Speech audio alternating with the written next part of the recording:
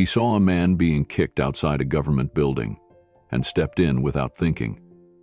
But what Keanu Reeves discovered that day wasn't just injustice against one veteran. It was a crisis no one wanted to talk about. What he does next could shake the entire nation. Before we continue this incredible story, let us know where you're watching from. If you enjoy stories like this, subscribe to the channel, because tomorrow we have another inspiring story you won't want to miss. The morning sun hadn't yet burned off the haze over downtown Los Angeles. It was one of those mornings that made the sidewalks feel heavier than they should, the kind where people walked quickly with collars up and eyes down, pretending not to notice the hard edges of the city. Keanu Reeves had finished an early meeting and was walking without an assistant, just enjoying the quiet before the day demanded more from him. He liked mornings like this, unannounced, unnoticed, free from obligation. He passed storefronts just beginning to open, their steel gates rattling upward like groggy sighs. As he rounded the corner near a federal building, he caught sight of a scene that stopped him cold. A man sat on the steps, his back hunched, a thin gray beard tangled against his collar, and layers of worn military green clinging to him like history. His eyes were closed, but his fingers trembled against a paper coffee cup that held nothing but air. Nearby, a security guard shouted, waving his arms. "You can't sleep here, man. This is federal property. Move along or I call the cops." The voice echoed louder than necessary. People walking by didn't stop. They didn't look. They just moved faster. But Keanu didn't. He walked straight toward them, quiet, calm. The guard didn't recognize him at first. Why would he? Keanu didn't come with an entourage. He didn't carry himself like a celebrity. "Hey," Keanu said gently, standing between the man and the guard. "It's okay. Let me talk to him." The guard hesitated, then backed off with a muttered complaint, giving Keanu space. Keanu turned, crouched down, and placed a hand on the man's shoulder. "You all right?" he asked. The man's eyes opened slowly. They were clear but tired. He blinked, confused. "You're him," the man said. Keanu didn't respond to that. He just removed the long wool coat he was wearing and gently draped it over the man's shoulders. "I'm Keanu," he said simply. "What's your name?" "Thomas Granger," the man replied hoarsely. "But my brothers called me Tommy, back when I had brothers." "You served?" Tommy nodded once. "Marines, first Gulf, then some. Doesn't really matter now." "It matters," Keanu said quietly. Tommy looked down. "I'm not looking for a handout." "I know," Keanu said, "but can I sit with you for a bit?" Tommy hesitated, then gave a small nod. Keanu left briefly and returned with 2 coffees. He handed one to Tommy and took a seat beside him on the cold concrete steps. They sat in silence at first, not the awkward kind. And that's when Keanu saw it.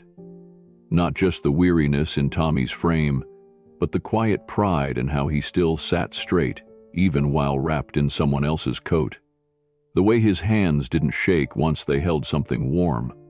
The way he looked straight ahead instead of down. There was dignity there. Wounded, yes, but not gone. And Keanu couldn't look away. The 2 men sat shoulder to shoulder, steam curling up from the cups in their hands, blending with the distant traffic noise and the wind that swept through the alley between government buildings. Keanu didn't speak for a long time. He didn't need to. He knew the kind of silence Tommy carried. It wasn't empty. It was full of stories no one had asked about in years. Eventually, Tommy broke it. "I had a house once. Wife, little girl. She loved cats," he said, his voice brittle and low. "Now I sleep on concrete. Can't even get a VA caseworker to return a call." Keanu glanced sideways but said nothing. He just nodded. Tommy laughed bitterly. "They always say, 'Thank you for your service,' but they don't mean it. Not when the real fight starts after you come home." Keanu finally spoke. "What happened?" Tommy shrugged, and the motion seemed to wear him out. "Injured on base after a second tour. Not even combat, just a bad fall. Spine got messed up, then the pills started. They said they'd help with treatment, but the paperwork got lost. My appeal sat for 4 years. By the time someone looked at it, my benefits were gone. My marriage, too.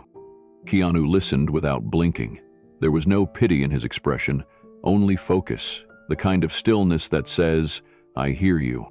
"Once you're out," Tommy added, "you're on your own. You miss one address update or a deadline, and they wipe you off the system like you were never there." Keanu sipped his coffee, slow. "That's not okay."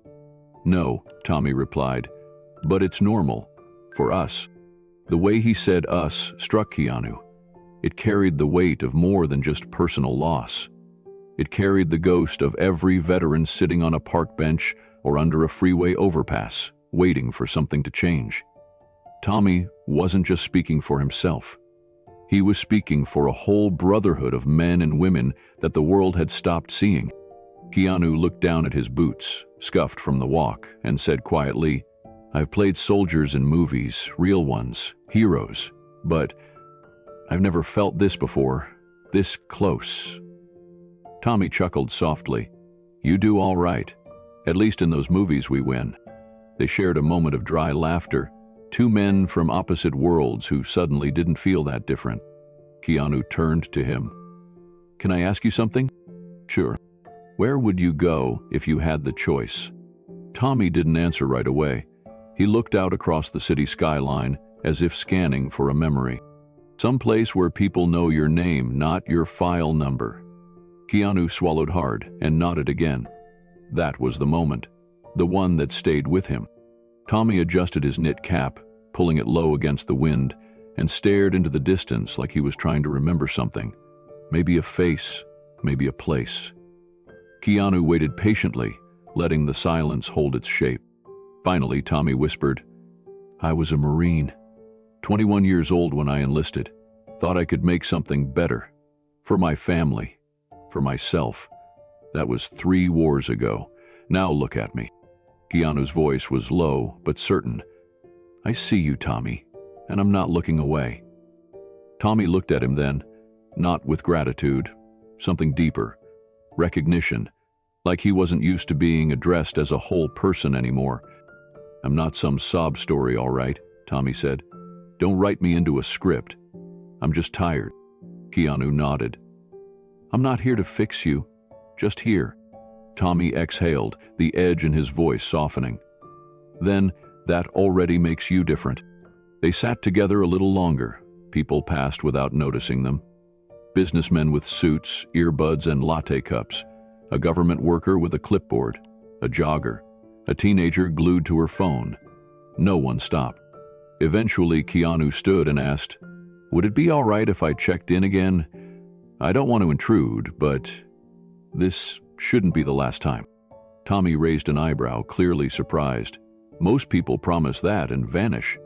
"I'm not most people," Keanu said simply. Tommy chuckled. No, I guess you're not."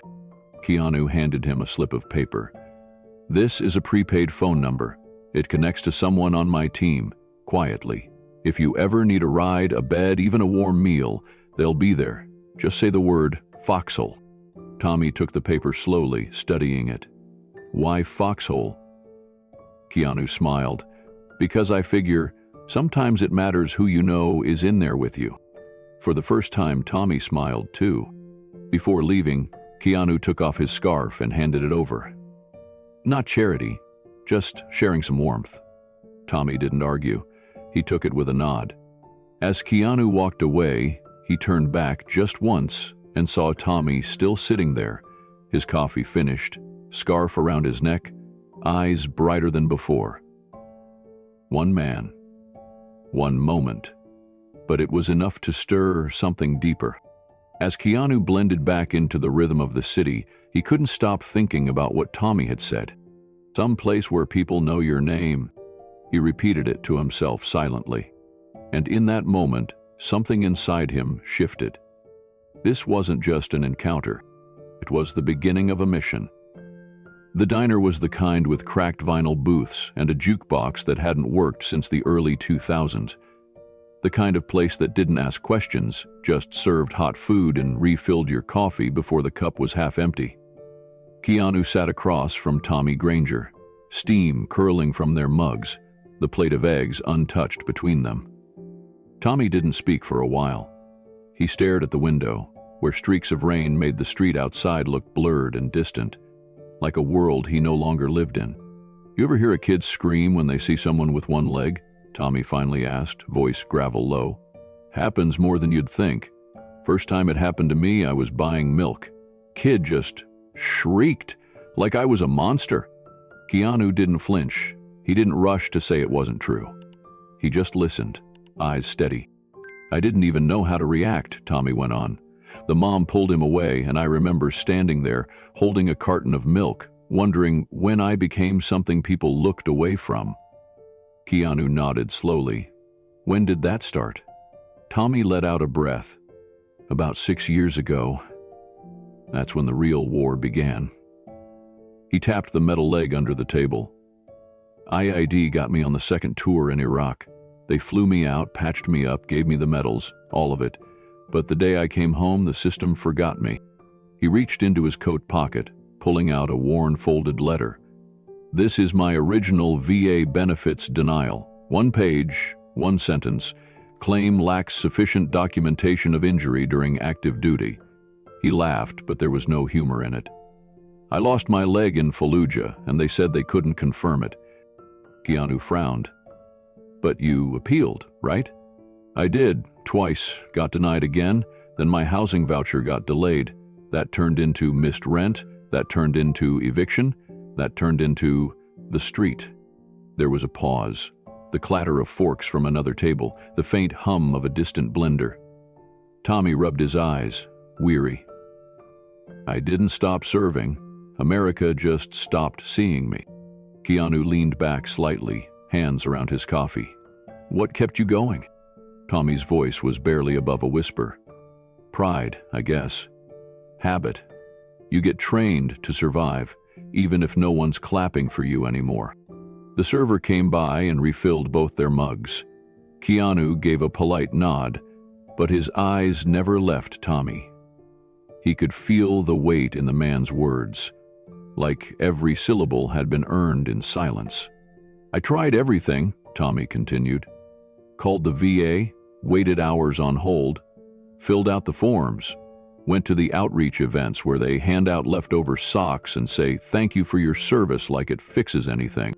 Keanu stayed quiet, just listening. It wasn't the kind of silence that made people nervous. It was the kind that told you someone actually heard you. Tommy rubbed his forehead.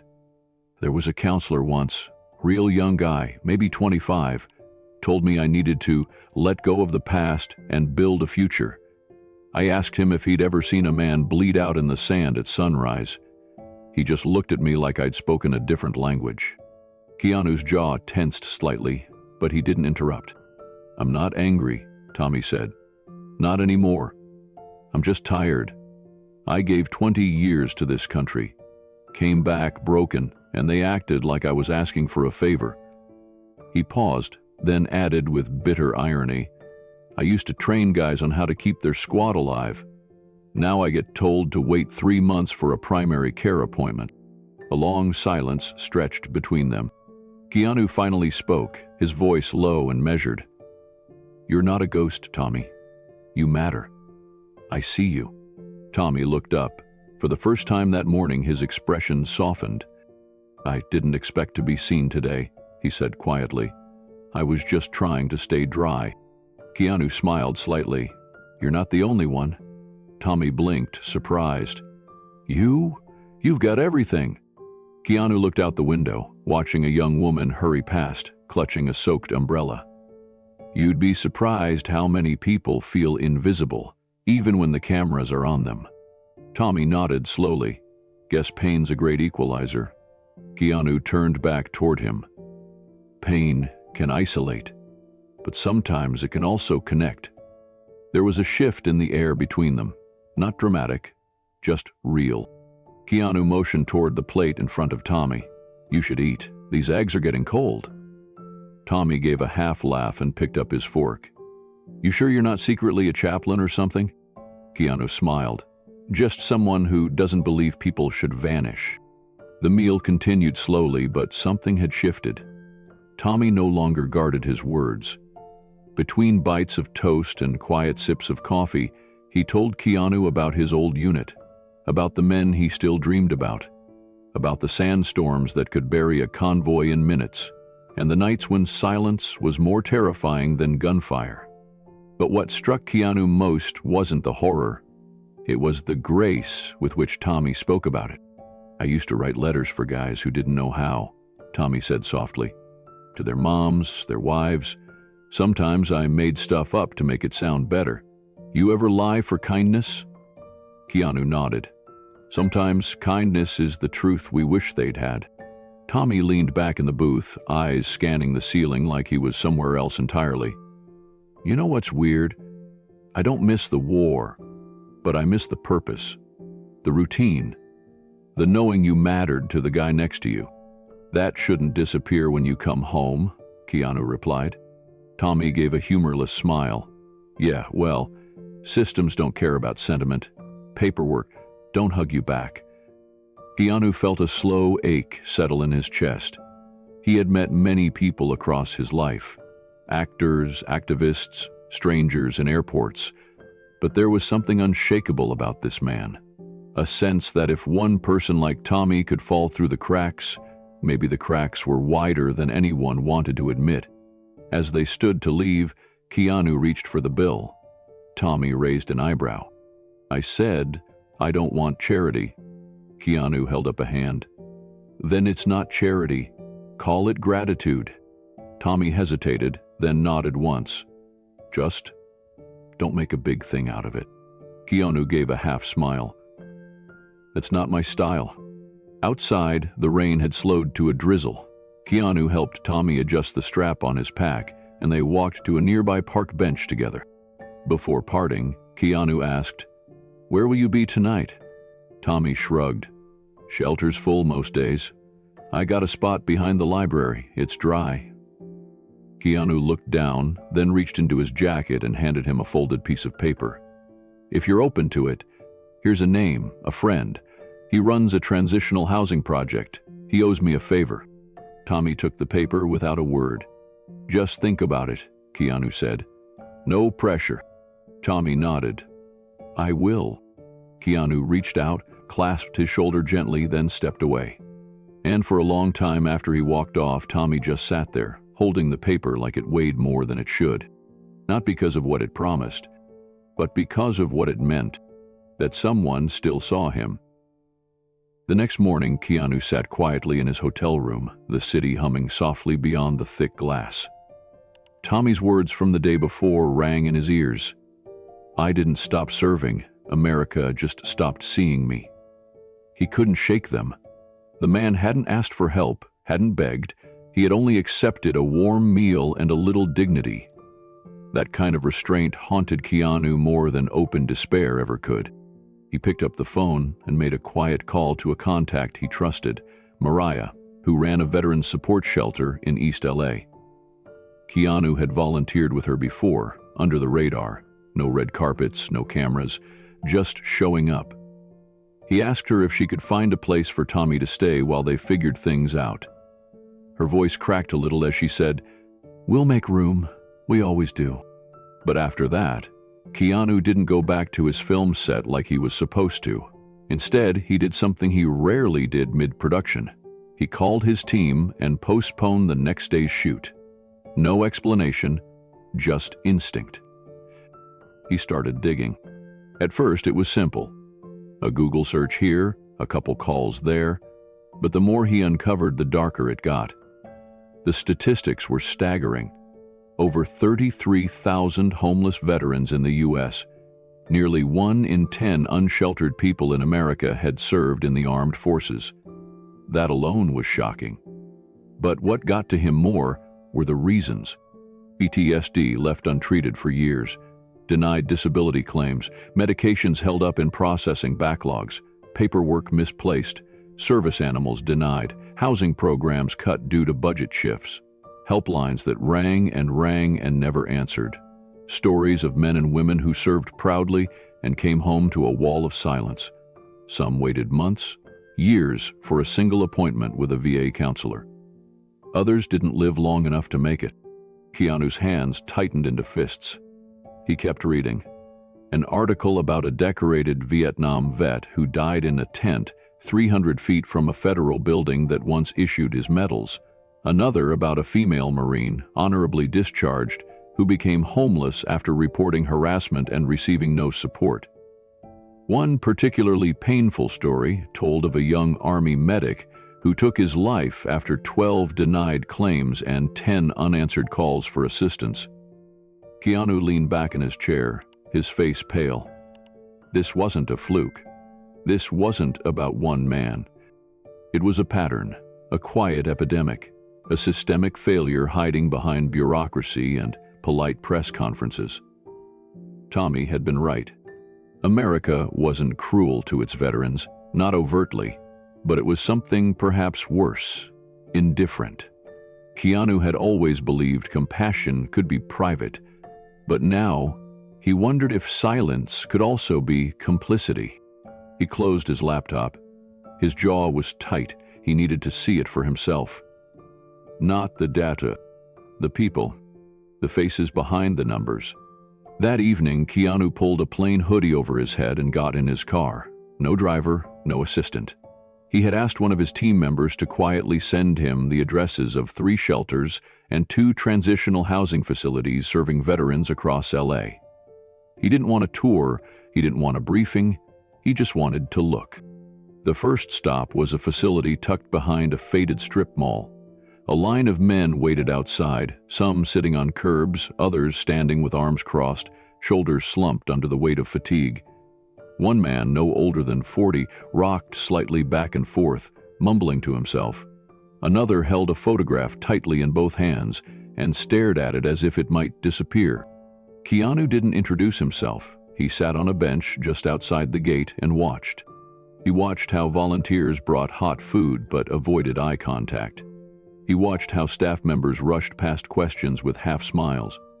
He watched how silence filled the air like a second skin. At the second shelter, he stood in line beside an older man with a limp and a Marine's tattoo on his forearm. Keanu nodded. The man didn't smile, but he nodded back.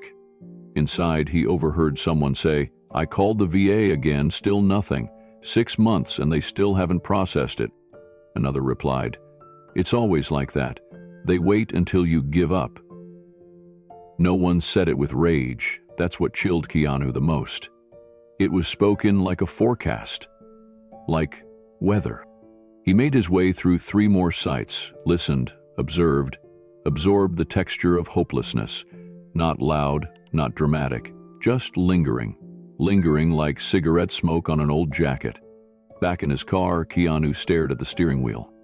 He thought about Tommy, about how many more men like him he'd just passed, about how many people walked by every day, never looking down long enough to really see. And in that moment, he realized something that startled him. He didn't know what to do next. Keanu Reeves, a man used to scripts, arcs, beginnings and endings, suddenly found himself inside a story that had no resolution, only questions, only hurt, only waiting. But even in the overwhelm, a truth settled over him like morning fog.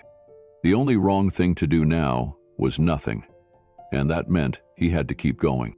The next morning, Keanu met Mariah at the East LA shelter, the same one that had welcomed Tommy. She greeted him with a tired but sincere smile, leading him through the hall where volunteers handed out breakfast trays and veterans sat silently, heads bent over eggs and toast. "You came back," she said softly, surprised but not really. She had known him long enough to expect the unexpected. He asked her if she had a moment. They sat on a bench out back, near a cracked wall painted with murals of eagles and flags, bright colors that clashed with the weathered concrete. "I've been visiting shelters," Keanu said. "Listening." Mariah nodded. "It's hard to unhear, isn't it?" He looked down at his hands. No one's yelling, no protests, just stories that don't get told. It's like we've normalized forgetting. Mariah's eyes filled. We have. The public tunes in when there's a headline, then moves on. But these guys, they never left the battlefield. They just came home, to a different kind of war. Keanu asked her to help him do something. Not a donation, not a check. I want to learn more. I want to understand how this system breaks down from the inside. Mariah hesitated, then she stood up, motioning him to follow. Then you need to meet Frank. They walked down a narrow corridor to a back office where an older man with a prosthetic leg and intense eyes sat behind a desk cluttered with case files. Frank had once been a benefits officer with the VA. After a breakdown and a crisis of conscience, he quit and started volunteering here. Frank didn't waste time. He pulled out a binder of denial letters. This, he said, is what they don't show you on the news. 80% of these are delay tactics. They hope the veterans die before they have to pay out. That's not conspiracy. That's economics. Keanu took the folder, read the first page, then the second. By the third, his eyes started to sting. You asked how the system breaks, Frank said, voice like gravel. It doesn't break. It's designed this way, and unless someone with a voice calls it out, it'll keep grinding them down one by one. Keanu didn't speak. He didn't need to. He simply nodded, closed the binder gently, and whispered, "Then it's time someone did." Keanu sat quietly in the back of the car, watching Los Angeles drift by in gray silence. The city always moved, but today it felt like it had nothing to say. His reflection stared back at him from the window. Older, quieter, marked. The noise of traffic faded into something softer as his thoughts pulled him somewhere deeper. He hadn't stopped thinking about Tommy. There was something in the man's voice, not bitterness, not self-pity, just a tired honesty that couldn't be faked. Keanu had met plenty of people who wore sorrow like a performance. But Tommy's grief wasn't loud. It was folded neatly into his bones, like an old letter tucked into a coat pocket. Faded, but never discarded. When the car stopped outside the small transitional housing complex, Keanu thanked the driver, got out, and walked slowly through the gate. He didn't call ahead. He wasn't sure if he wanted to talk. Maybe that wasn't what this visit was about. Tommy was there, sitting on a bench near the courtyard wall. No greeting, no wave, just a glance and a slow nod as Keanu approached. That was enough. They sat beside each other, no words passing between them for the first several minutes. The silence wasn't awkward. It was honest.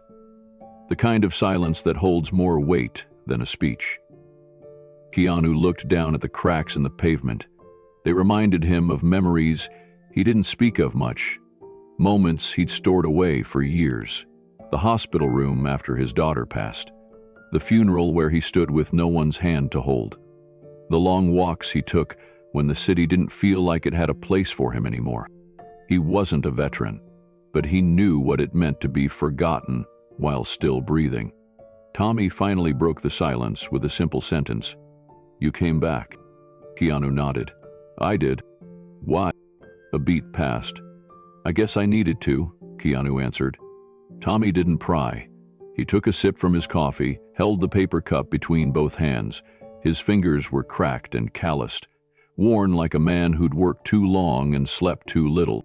You'd be surprised how many people stop once, say the right thing, maybe snap a photo, then disappear. "I'm not here for that," Keanu said softly. "I figured," Tommy replied. "That's why I let you sit here."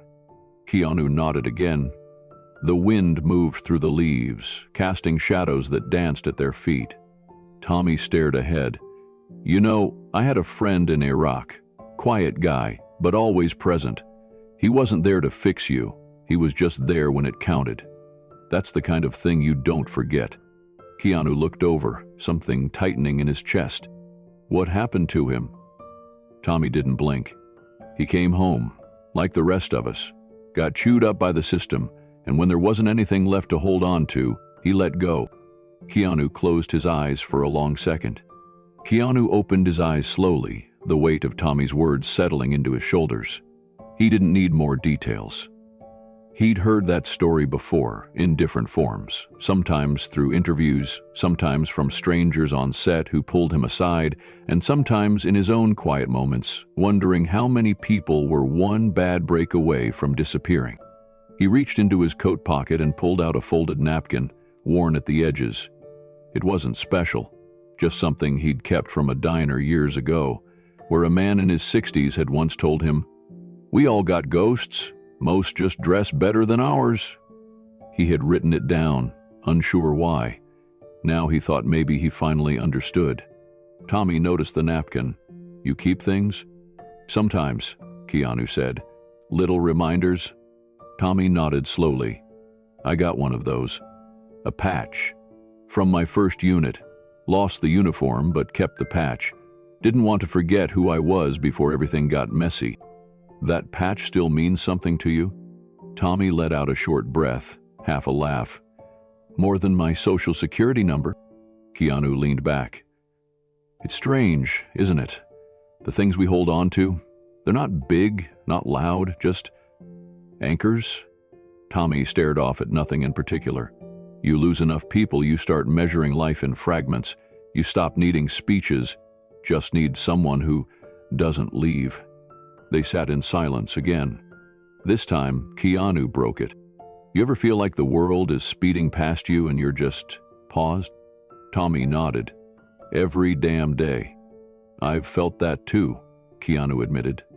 Tommy turned his head slightly, surprised. "You? Man, you got the world's ear, cameras, headlines. Why would you feel invisible?" Keanu looked at him and said, without hesitation, "Because cameras don't see your soul, they just chase your shadow." Tommy studied him. "That's heavier than it sounds." "It is." There was something forming between them. Not a friendship, not yet, but a mutual recognition. Pain didn't need to match perfectly to be shared, and healing didn't always start with action. Sometimes, it began in the quiet acknowledgement that two people could sit together, broken, and still be whole enough to see each other. Tommy's voice softened. "Sometimes, it's not about fixing us. It's about being willing to stand next to us." Keanu didn't reply. He didn't need to. He just stayed. The wind shifted. The sun moved slightly behind a passing cloud. And for a few more minutes, two men, one famous, one forgotten, simply existed in the same space, carrying the weight of their stories in silence. Tommy reached into the front pocket of his faded jacket and pulled out something wrapped in tissue paper. It was thin, delicate. He unwrapped it slowly and handed it to Keanu. It was the patch he'd mentioned earlier. Faded green and black. The stitching nearly rubbed raw at the corners, but the emblem was still intact. An eagle's wing, stretching across a cracked shield. "I used to think this was proof I mattered," Tommy said, "that someone would remember me for it. Turns out, I've been wearing it for myself." Keanu turned the patch over in his hands with care, like it was something sacred. "You still matter, even if they forgot." "I didn't." Tommy blinked slowly. "You're not like them." Keanu looked up. "Like who?" "People who show up once to feel better about themselves. People who need a story more than they want the truth." Keanu nodded. "I've seen that. I've been that. But this isn't about me." Tommy chuckled faintly. "Then why are you still here?" A pause. Then Keanu smiled. "Because when someone survives what you've survived, the least I can do is sit with them for a while." Tommy was quiet again, but something in his posture softened. He wasn't used to people staying past the surface. Most folks wanted the soundbite, not the stillness. But Keanu had brought no camera crew, no social post, just presence. Eventually, Tommy placed the patch back in his jacket. "You ever lose someone, Keanu?" Keanu looked out over the courtyard, his voice low. "Too many." Tommy nodded, understanding instantly. "Then you know why it matters. Someone's staying, even just for an hour." Keanu didn't respond. He didn't need to. They sat until the sun slipped further west and shadows began to stretch across the pavement. As Keanu stood to leave, he rested a hand on Tommy's shoulder. Not to comfort, but to affirm. "Do you need anything before I go?" Keanu asked. Tommy shook his head. "Nah, you already gave me something. You listened." Keanu paused, then offered a final word. "I'll be back." And he meant it. As he walked away, the wind stirred the trees above. Tommy watched him go, and for the first time in a long while, he didn't feel like he'd been left behind. He just felt remembered. And sometimes, that's where healing begins. It started with a single video. A passerby near the downtown government building had caught the moment on their phone, a tall man in a black coat, kneeling in the rain beside an older veteran on the sidewalk. No entourage, no cameras, just a gentle hand, a quiet conversation, and the moment Keanu Reeves took off his own coat and placed it over a shivering man's shoulders. The video was only 40 seconds long, but within hours, it was everywhere. The caption read simply, "A Hollywood actor just showed more humanity than most politicians ever do." At first, Keanu said nothing. He didn't retweet it, didn't issue a statement, but the image spread anyway, shared by military families, veterans groups, and strangers who saw something deeper in that brief exchange, something they hadn't seen in a long time. Compassion without performance, respect without agenda. The story hit local news, then national news. A reporter called Keanu's team, asking for comment. He declined. Then a veterans center in Pasadena reached out. They were hosting a small event for PTSD awareness and asked if he might come, just to listen, just to be there. He didn't want the spotlight, but he also didn't want silence. So he went. The center was nothing glamorous. A modular building tucked behind a church, chairs set up in rows beneath an American flag faded with sun. Dozens of veterans gathered inside, some in wheelchairs, some gripping canes. A few still wore old patches from units they hadn't spoken of in years. Keanu didn't arrive with fanfare. He just walked in, quiet, present. He shook hands, looked people in the eye. When the event coordinator asked if he wanted to say a few words, he hesitated. But then he stood. He cleared his throat, his voice rougher than usual. There were no index cards, no speechwriter, just him. "I'm not a veteran," he began, "and I can't pretend to understand what it means to carry what you've carried.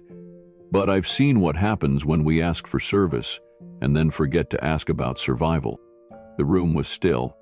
"We make movies about heroes, but the real ones are in this room, and too many of you are invisible when the credits roll." Someone sniffled quietly in the back. "I'm here because I met a man who didn't want sympathy. He didn't even ask for help. He just wanted to be seen, and I realized maybe a lot of you feel that way too." Keanu swallowed hard. "That's not okay with me anymore." He sat down. Silence followed, then a man with a prosthetic arm stood and saluted. Another followed. A seed had been planted, and the country was about to notice. The clip of Keanu's speech at the PTSD awareness event was supposed to remain within the veteran community. Someone had recorded it on their phone, quietly, respectfully, and posted it to a support forum with a caption that read, "Finally, someone who doesn't just talk. He listens." But within hours, it was everywhere. The video moved fast, picked up by military families, mental health advocates, and people who had never worn a uniform but recognized something sacred in his tone. Not political, not performative, just raw truth. Keanu's trembling voice, his admission of not knowing what to say, struck a chord in a country exhausted by speeches and hungry for sincerity. Major networks replayed the moment. Online news articles ran headlines like, "Keanu Reeves breaks silence on veteran homelessness and it's what we needed to hear." Hollywood star steps into a crisis most politicians avoid. Not a campaign, not a cause, just compassion. Keanu's team received a flood of interview requests, talk shows, documentarians.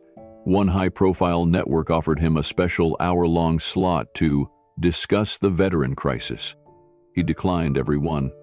Instead, he returned to the center the following week. This time, not to speak, but to sit in on a trauma recovery group. He didn't wear sunglasses. He didn't sit in the corner. He joined the circle. A woman named Teresa, a former Navy medic, later wrote about that day in a post that went viral. "Held sat beside my friend Jackson, who hasn't spoken in 2 years," she wrote. Keanu didn't try to get him to talk, he just waited, just stayed. And by the end of the session, Jackson whispered, "Thank you for not looking away."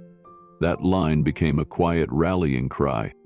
"Don't look away" began trending. Veterans from across the country began posting photos of their boots, their medals, their folded flags, alongside stories of loss, neglect, and resilience. Each post carried the same hashtag and a shared undercurrent. We're still here, and we're still waiting to be seen. Keanu didn't try to lead it, he simply followed. But behind the scenes, something had shifted. He began asking deeper questions, calling nonprofit leaders, asking about shelter funding, legislative barriers, and mental health wait lists. He studied policy briefs at night, not out of obligation, but because the pain now had faces, names, and somewhere in those long nights, the idea began to form. Not just about helping Tommy, but about everyone like him. Keanu had spent his entire adult life avoiding the spotlight whenever possible. Fame was always something he endured, not something he chased.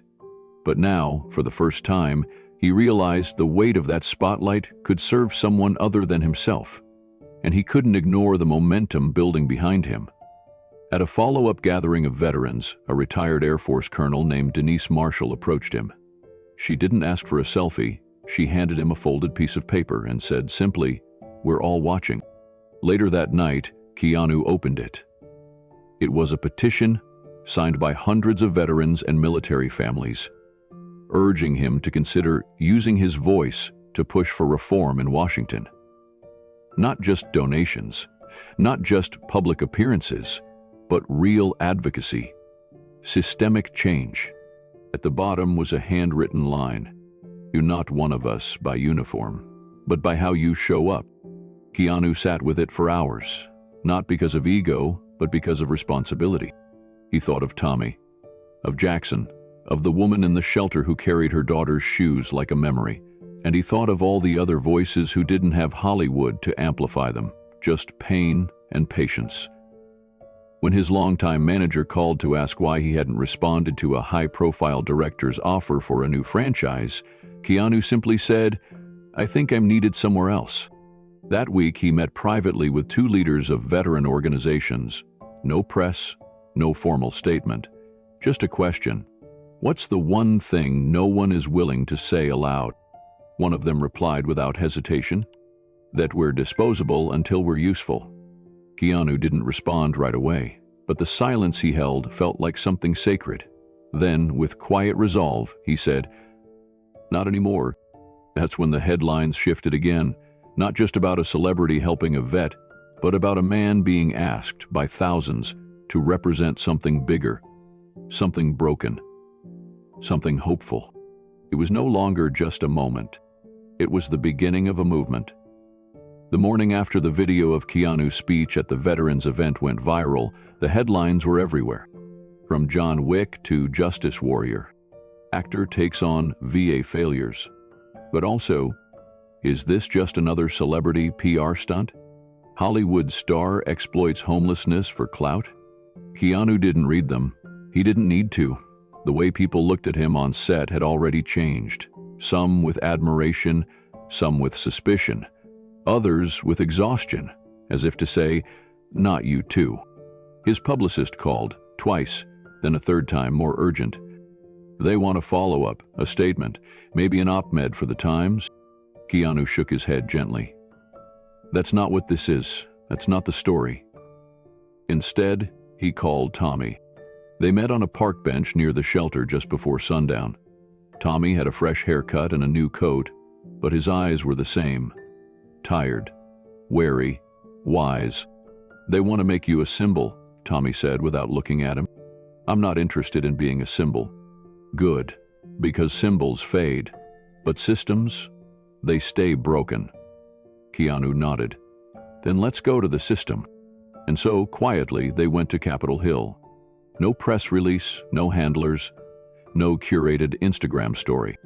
Just a private meeting with Senator Miriam Gaines, a longtime advocate for veterans but someone Keanu had never met. He had no lobbying background, no policy packet, just a story and a man. Senator Gaines welcomed them with practiced warmth. Mr. Reeves, thank you for coming. I've followed your work for years. Keanu gestured to the seat beside her desk. I'm not the one you should be listening to. Tommy stepped forward, slowly, a cane in one hand, a file folder in the other. He laid it on her desk. These are my denial letters, 27 of them. Senator Gaines opened the folder, skimmed, winced.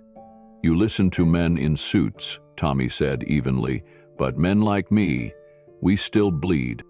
Silence settled like smoke. I wasn't always broken, he continued. I served. I fought. I lost good men. And when I came home, you treated me like a file number. I'm sorry, she said quietly. Don't be sorry, Tommy replied. Be loud. Keanu watched, saying nothing. He wasn't there to rescue. He was there to witness. The meeting ended with a promise. The senator would personally review Tommy's case and elevate it to the VA Oversight Committee. She also agreed to introduce Tommy's story in an upcoming hearing on veteran homelessness. As they left the building, Tommy exhaled deeply, his shoulders trembling slightly. That was the first time I felt heard, he murmured. Keanu put a hand on his back. Now imagine if we made that true for everyone. That evening, Keanu sat on the edge of his hotel bed, staring at the small slip of paper Tommy had left behind on the nightstand. It wasn't much, just a folded bus transfer ticket and a scribbled line beneath it. I didn't come here to be fixed. I came to be remembered.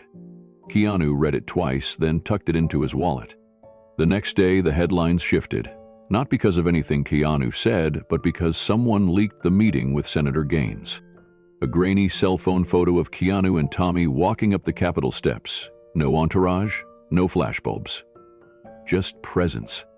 The internet did what it does. Threads exploded. Debates raged. Some called it performative activism. Others called it grace.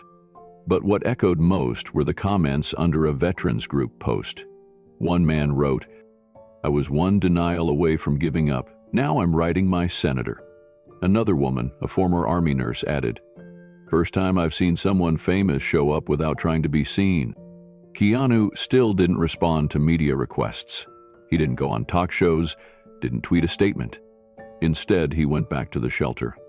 Not as a headline, as a listener. There, he met Carla, a Navy vet with a service dog and a tremor that made it hard to hold a coffee cup. She told him how her PTSD made government buildings feel like war zones. He didn't offer advice, just held the cup for her while she spoke. He met Ben, a former Air Force mechanic whose records had been lost during a transition between systems. They said I didn't exist, Ben whispered, but I wake up every day. Keanu sat in that folding chair beside him for nearly an hour. Later that week, Keanu was invited to a town hall hosted by the Department of Veterans Affairs. He declined, but he sent Tommy. Tommy stood before a packed room with a borrowed tie, slightly crooked, and trembling fingers that still held their own authority. I'm not here for applause, he said into the mic. I'm here because someone believed I still mattered. He paused, and because I believe you do too. People stood up. A few cried. A reporter tried to ask him afterward about Keanu. Tommy just shook his head. This isn't his story, it's ours. He just lit the match. That quote made it to print, not because it was shouted, but because it was true. And somewhere in Los Angeles, Keanu Reeves sat quietly in his trailer, holding the bus ticket again.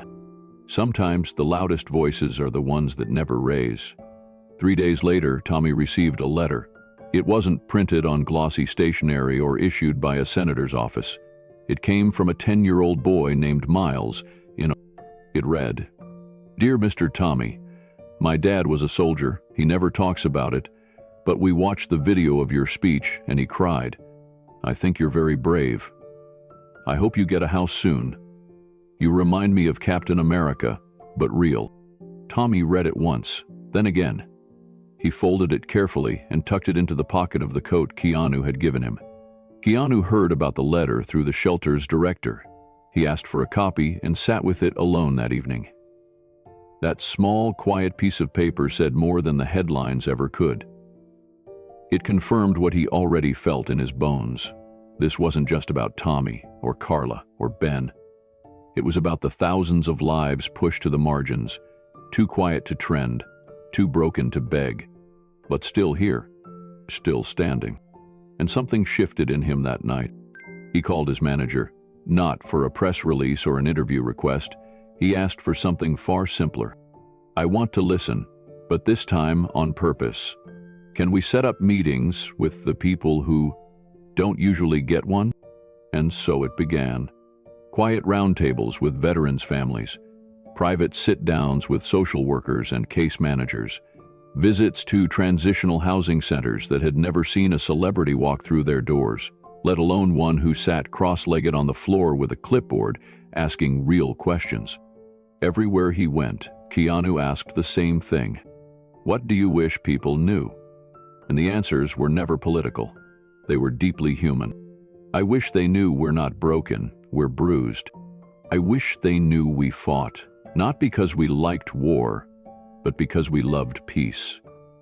I wish they knew that silence isn't the absence of pain, it's the weight of carrying it. One afternoon, as Keanu was leaving a shelter in San Diego, an older veteran named Harold pulled him aside. You keep doing this, son, he said, voice gravelly and firm. Not because you're famous, but because you're listening. Most folks don't. Keanu nodded. He didn't need to be thanked. He needed to keep going. Because by now, he understood what Tommy meant when he said, we're not asking to be saved, we're asking to be seen. The air in the town hall was thick with curiosity. Most people had come for a quiet conversation about local housing policies and veteran support. No fanfare, no camera crews. Just community voices, raw and real. Keanu sat in the second row beside Tommy, both of them trying to blend in. But whispers had started before they even walked in. That's him. He's the one from the video, the actor who stood up for that Marine. Keanu kept his head down, not out of shame, but respect. He wasn't here to be recognized. He was here to listen. Again. The speaker at the podium, a former military spouse, was describing the chronic neglect her husband faced post-discharge. Bureaucratic limbo, prescription mix-ups, months of waiting for care that never came. When she stepped down, a man with a cane and a Vietnam veteran cap stepped up. His voice shook with age, but carried a steel edge. Some of us have been screaming for 50 years. Nobody heard us. This man, he pointed toward Keanu, didn't speak for us. He sat with us. That matters more. There was light applause. Keanu shifted in his seat, uncomfortable with the praise. Tommy leaned over and said quietly, "You didn't ask for this, but it's coming anyway." Keanu half smiled, but there was weariness in his eyes. Then came the woman who would change the entire tone of the evening. Mid-30s, denim jacket, with a patch that read, Army Sister.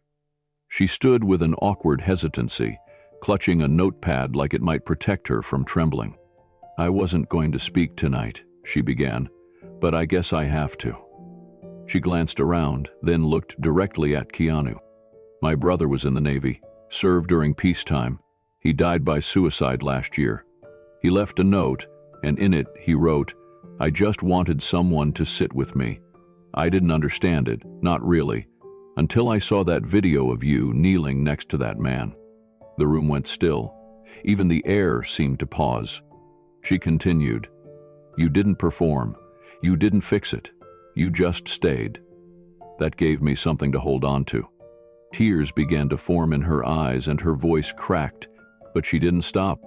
And then I thought, if someone can care that much without a title, without a platform, just because it's right, then maybe we've been looking for leadership in the wrong places. She closed her notebook. If you cared this much without a title, imagine what you could do with one. There it was. The sentence that shifted everything. Not a campaign speech, not a political slogan, just one person connecting the dots out loud. Keanu sat frozen, not in shock, but in a deep, complex stillness, the kind that comes when something you've avoided starts becoming undeniable. Whispers rippled across the room like wind through tall grass. People turned to each other, nodding. Tommy sat beside him, arms crossed, and said, "Told you." Keanu didn't say anything as the woman returned to her seat. He didn't need to. The message had already landed, and its echo was louder than any applause. Later that night, as the crowd trickled out, a small group approached him. Not for autographs or selfies, but for something deeper. One was a teacher who said her students had started watching old interviews of Keanu, not for the movies, but for how he spoke about grief and stillness. Another was a retired army medic who whispered, "Don't let the fire die down. We've needed someone who listens, not just talks." Tommy watched it all from a quiet bench outside, a paper cup of coffee in his hands. When Keanu finally stepped outside, Tommy didn't stand. He just said, "Well, I guess you're famous again." Keanu shook his head. "I never wanted a spotlight." Tommy shrugged. "Maybe not, but sometimes the light finds you anyway. The question is, what you do when it does." They sat in silence for a while. No words, no answers, just two men listening to the wind cut through the trees lining the sidewalk. Then Tommy added, "This isn't about running for office. It's about standing up in a room full of people who've been knocked down too many times and reminding them they still matter." Keanu looked at him. "But what if I'm not enough?" Tommy laughed, a deep, gravelly sound that seemed to carry weight and release all at once. "None of us are. That's the point. You don't lead because you're perfect. You lead because you show up." The next morning, the Whisper campaign grew legs. A small blog post from a veteran's daughter titled, "The Day Keanu Listened," began circulating online. It didn't mention politics. It didn't call for anything. It just shared what happened in the town hall and ended with a single line. "Maybe we need someone who doesn't want power, just wants to stand beside us." Within hours, the piece was being shared on Twitter, Facebook, Reddit. Hashtags emerged. "Stand with us. Keanu for us. Not politics presence." And then came the interviews.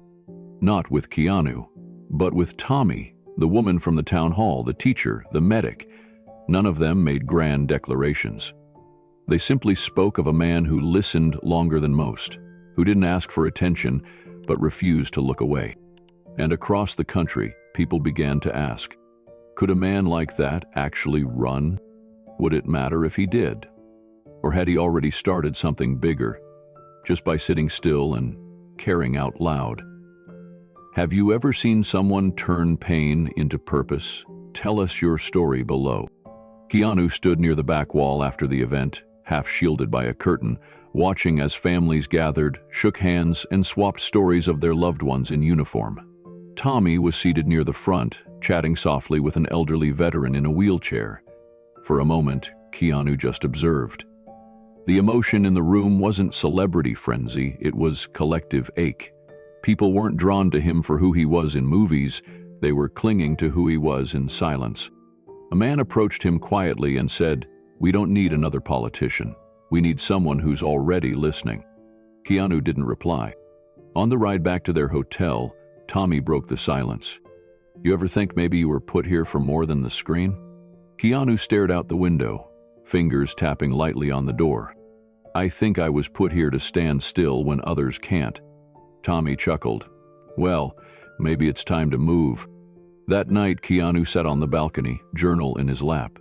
Not writing, just thinking. The Whisper campaign wasn't going away, and he couldn't shake the woman's voice from earlier. If you cared this much without a title, imagine what you could do with one. He looked up at the stars and whispered, "We'll see." Tommy sat across from Keanu in the quiet shelter lounge, the rain tapping against the window like a soft drum beat. For a while, they said nothing. Then Tommy exhaled a long, tired breath. "I suppose it's time I told you the rest." Keanu nodded once, his expression open, unjudging. "I enlisted at 19. My dad had served in Korea, my granddad, World War II. I figured it was what men did, what we were supposed to do. I didn't think twice." He looked down at his hands, calloused and trembling. "I was stationed in Fallujah. That first tour, I saw things I still can't describe. There's this sound, when a building explodes and you're too close. It's not loud, not at first. It's like your ears forget how to hear and your brain scrambles to catch up. But it's the silence afterward that sticks with you."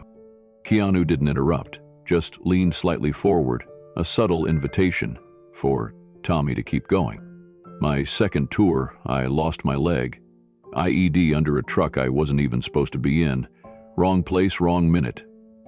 I remember the heat, the smell, then darkness." Tommy shifted in his chair, fingers clenched. "They told me I was lucky, that I could have died. But when I came back home, I didn't feel lucky. I felt useless. I went from leading a squad to waiting 6 hours in a VA office just to be told they'd call me when they could. You know what it feels like to give everything and then be told your pain has to wait in line?" Keanu's brow furrowed slightly, eyes steady. Tommy's voice dropped. "My wife. She tried. Lord knows she did. But I wasn't there anymore, not really. I drank to sleep, drank to shut it out, and she had to protect our son. I don't blame her for leaving."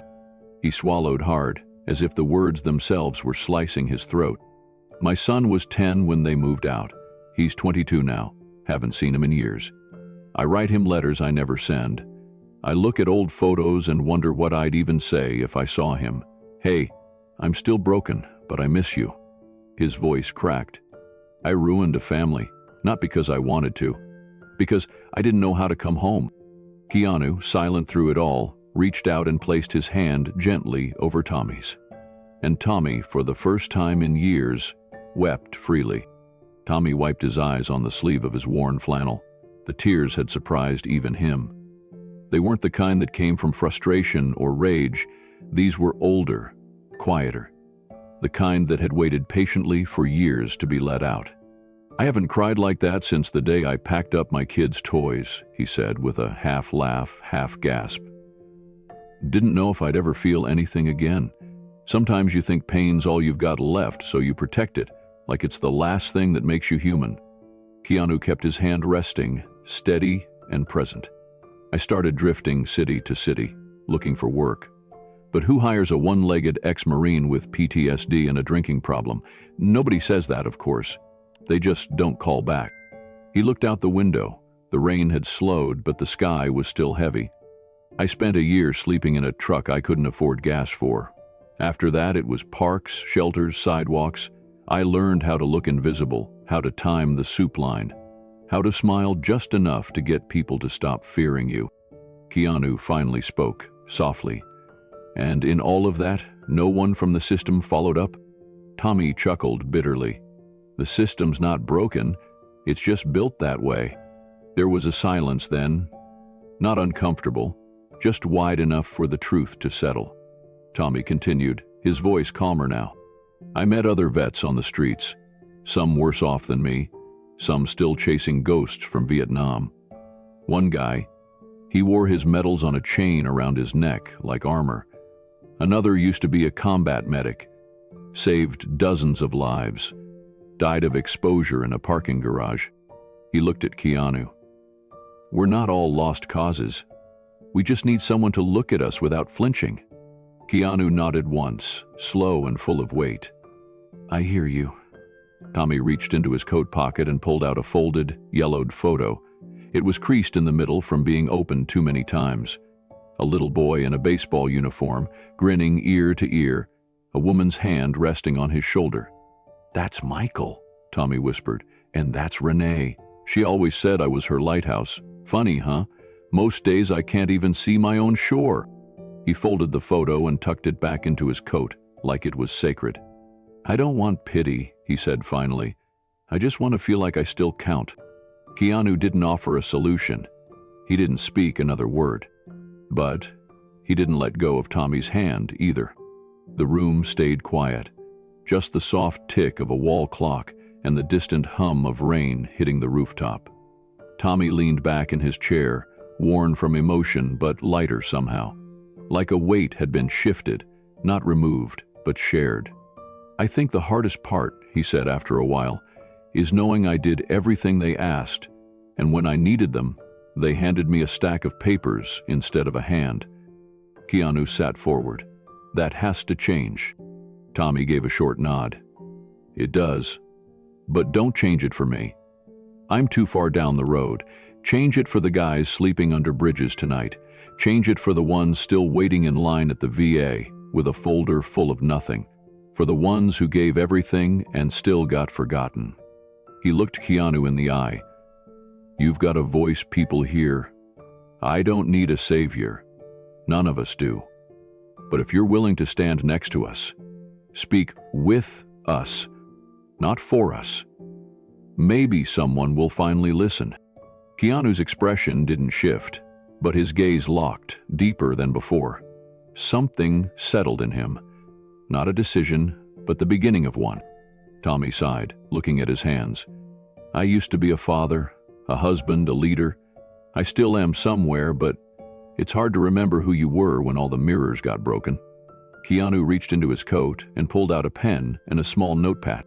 He scribbled something, then tore off the page and slid it across the table. Tommy read it, then smiled. It said, "Mirrors don't make you whole. People do." Tommy folded the paper like it was gold, slipped it into his shirt pocket. Keanu stood. "You're not invisible. You never were." Tommy stood too, slower from his prosthetic leg, but steady. "Neither are you, Keanu. You just hide it better." They shared a handshake, one that lingered. Not because of fame, not because of pity, but because two men who had been through very different wars understood the same silence. As Keanu walked toward the door, Tommy's voice stopped him, one last time. "I used to think no one cared anymore." Keanu turned. "And now?" Tommy shrugged. "Now I'm thinking maybe one person's enough to start something." Keanu gave a small nod. "Then let's start something." The door opened. The rain had stopped, but something else had just begun. Tommy Granger stood at the edge of a plot of land just outside downtown Los Angeles. It was early morning, the kind of soft light that made the streets feel gentler, the world quieter. In front of him was something he never expected to see again: hope rising from the dirt. A small row of freshly built tiny homes stood in clean lines, each with a garden box and solar panels on the roof. Each one had a porch light, already wired and working. The lights would come on at dusk whether or not someone remembered to flip a switch. It was a small thing, but to the people this place was built for, it meant everything. The sign at the gate wasn't flashy, just wood, carved letters that read, "Granger Homes Initiative, in honor of those who were never truly lost, just overlooked." Tommy wiped at his eyes and chuckled.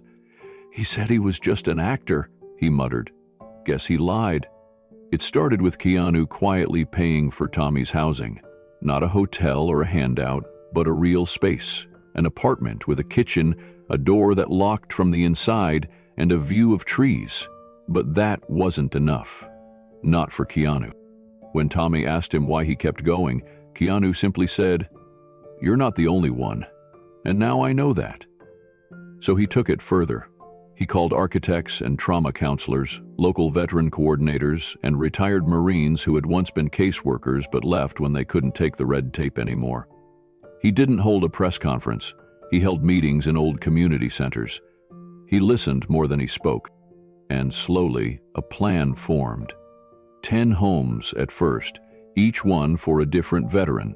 A single mom who'd served in Afghanistan and slept in her car with her daughter. A Vietnam vet who hadn't spoken to his family in 20 years. A young man who hadn't survived the war in his mind even after coming home. The homes weren't charity. They were dignity with structure. Each came with access to trauma-informed counseling, job placement resources, and basic legal support to navigate the endless maze of forms the system demanded.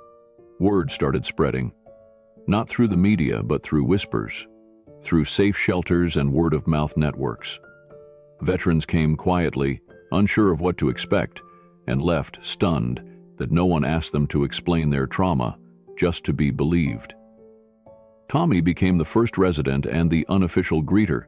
He kept a thermos of coffee and a chair on his porch. Most days, he didn't say much, but his presence alone said, "You're not alone." One morning, as the sun crept over the rooftops of those tiny homes, a young Marine with haunted eyes stepped out of the intake van and saw Tommy waiting there. Tommy smiled. "Feels like someone remembered we were human again," he said. The Marine didn't smile back, not yet, but he stepped forward. That was enough. Tommy took on a new role at Granger Homes without anyone naming it. He was part guide, part counselor, part neighbor. When someone new arrived, they often didn't talk. Tommy never pushed.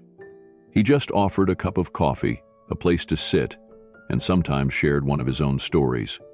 Not the war stories people usually wanted, but the quiet ones.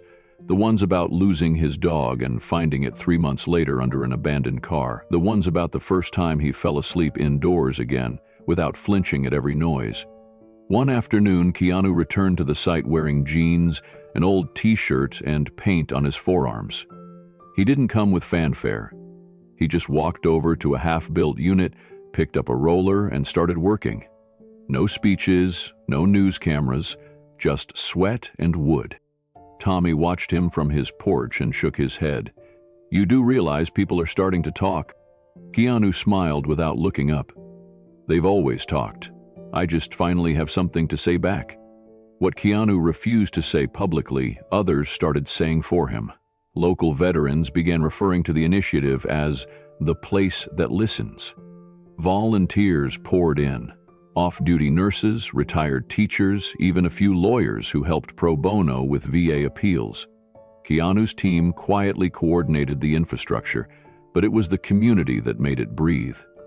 Each home's interior was painted in a different soft shade, chosen by the person who moved in. A small bookshelf was built into every wall. The symbolism wasn't lost on anyone, a shelf to hold their stories. A week later, a letter arrived. It was from a man in Wisconsin who had read about the project in a local veterans newsletter. He had lost his son to suicide after multiple tours and wrote, "If someone had seen him the way you saw Tommy, maybe he'd still be here." Keanu read it in private, then walked to the back of the Granger property and sat alone on a rock. He didn't cry. He just breathed for a long time. That evening, Tommy walked out and joined him. They sat in silence. "You're building more than homes," Tommy said. Keanu looked at him and replied, "I'm trying to build what was taken from you. Something that says you mattered before the pain." The lights on the tiny homes blinked on, one by one, casting a warm glow across the field. There was no ribbon cutting, no governor's speech, just the sound of laughter from a front porch, the thud of a basketball hitting gravel, and someone inside one of the homes reading aloud to their daughter. And Tommy, standing beside Keanu, whispered, "This is what honor looks like." As autumn rolled in, leaves began to gather at the corners of the tiny homes. Volunteers planted trees along the edge of the property, and children from the nearby community center painted murals on the walls of the shared hall. One mural stood out, a pair of boots beneath a tree, with a sunrise in the background. Underneath it, someone had written in quiet, crooked letters, Tommy started hosting weekly story circles. Not therapy, just a gathering. A pot of chili on the stove, old coffee mugs passed around, and a space where no one had to pretend. They spoke about deployments, sure, but also about fishing, lost dogs, favorite songs, and the silence after the noise. Sometimes the circle ended in tears, more often in laughter. Keanu didn't attend every time, but when he did, he never sat in the center. He sat in the back, just present, just listening. One night, a young woman stood up and shared her story. She had served in Afghanistan, returned home with invisible wounds, and nearly lost everything before finding Granger Homes. "I don't think I wanted to be saved," she said. "I just wanted someone to know I was still here." Everyone was quiet. Then Tommy leaned forward and said, "We see you." From that night on, a wooden sign hung at the entrance to the community. "You are seen." The Granger Homes initiative expanded quietly, first across California, then into Arizona and Colorado. Each location followed the same principles: no press, no political branding, and no hierarchy. Just people helping people, one story at a time. A year into the project, Keanu stood beside Tommy under a string of warm porch lights and asked, "Do you ever think we're doing enough?" Tommy shook his head. "No, but it's more than anyone else tried to do." Keanu looked at the lights, the homes, the lives rekindled from ash and neglect. He nodded. That night, he walked back to his car alone. As he reached for the door, a voice called out from one of the porches, "Thank you for remembering us." He turned, hand still on the door, and replied, "No one should have had to remind us in the first place."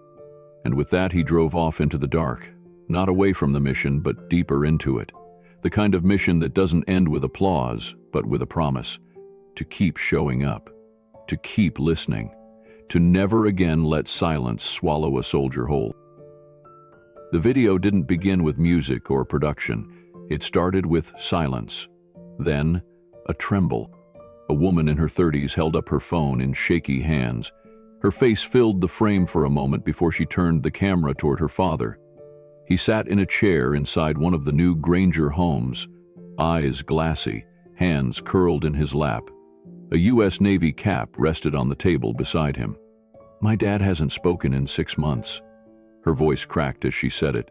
"Not since Mama passed. Not since the eviction. Not since everything fell apart." She wiped her eyes on her sleeve, then turned the camera again, capturing the quiet surroundings.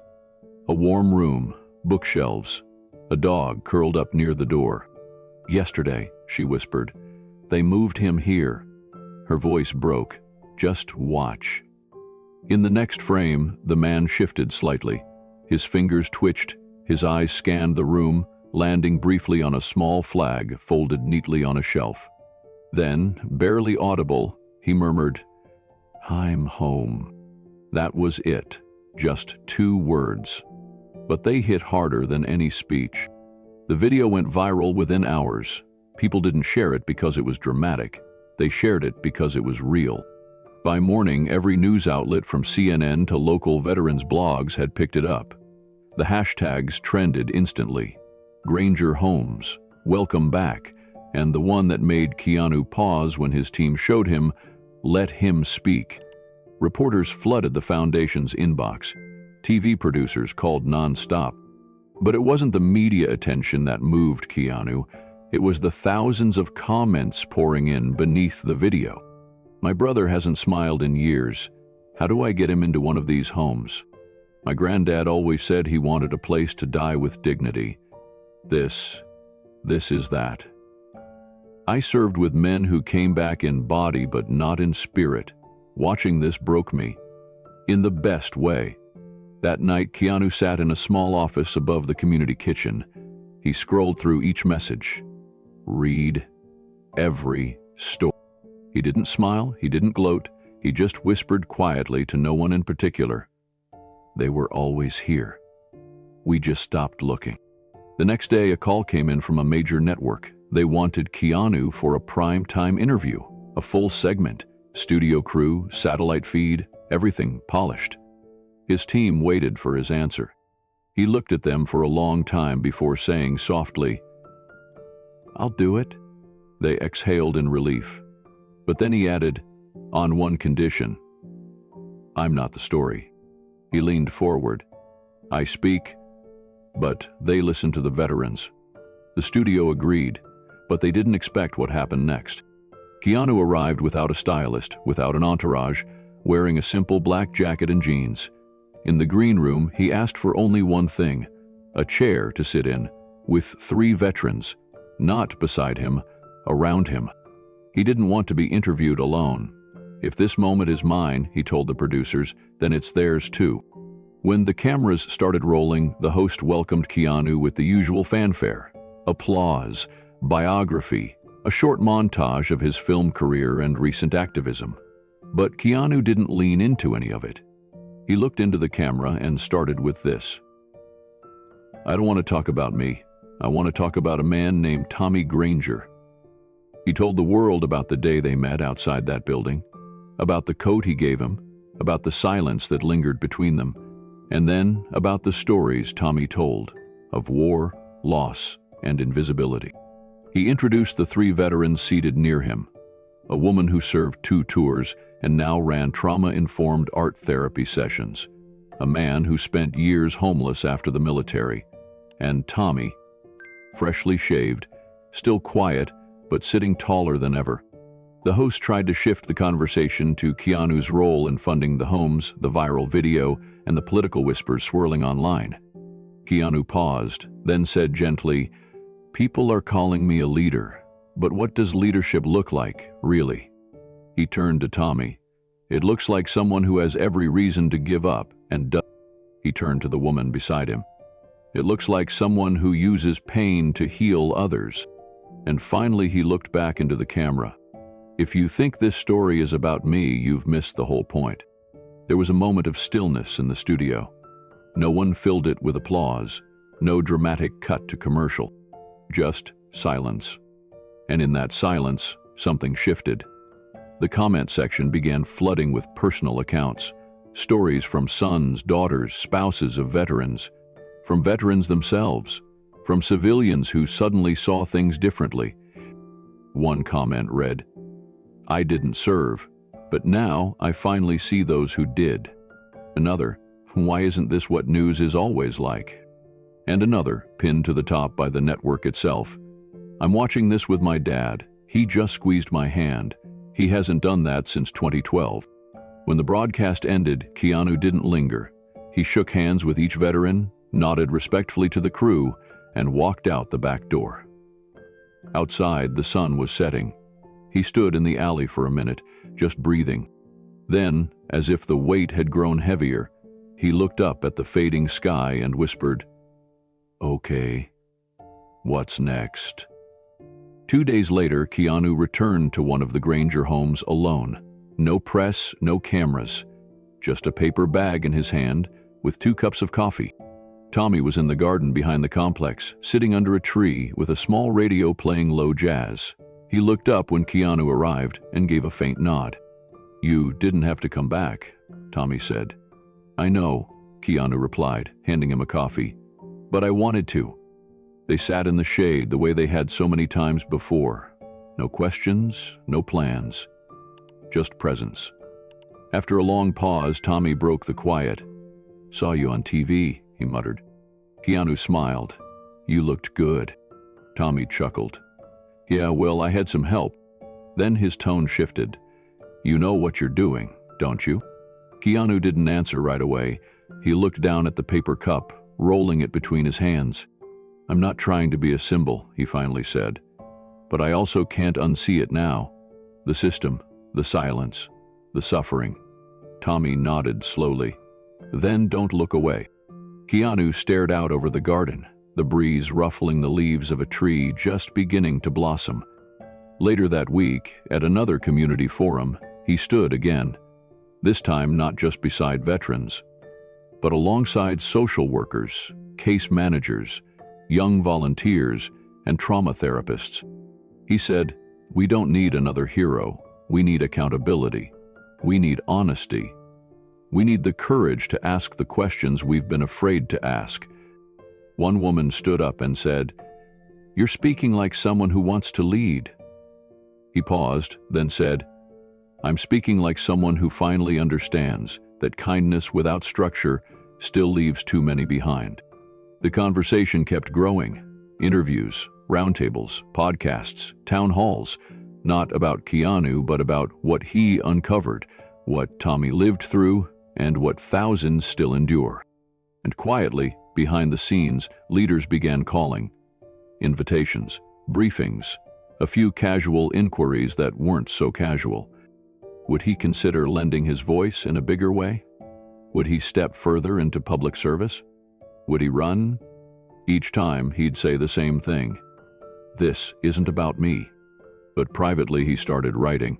Not a speech, a letter, a set of questions, a plan, scribbled across a dozen pages about change, about dignity, about systems made for people, not headlines. He tucked the pages into a drawer, then took a walk. Back in the same part of downtown where he first met Tommy, he paused.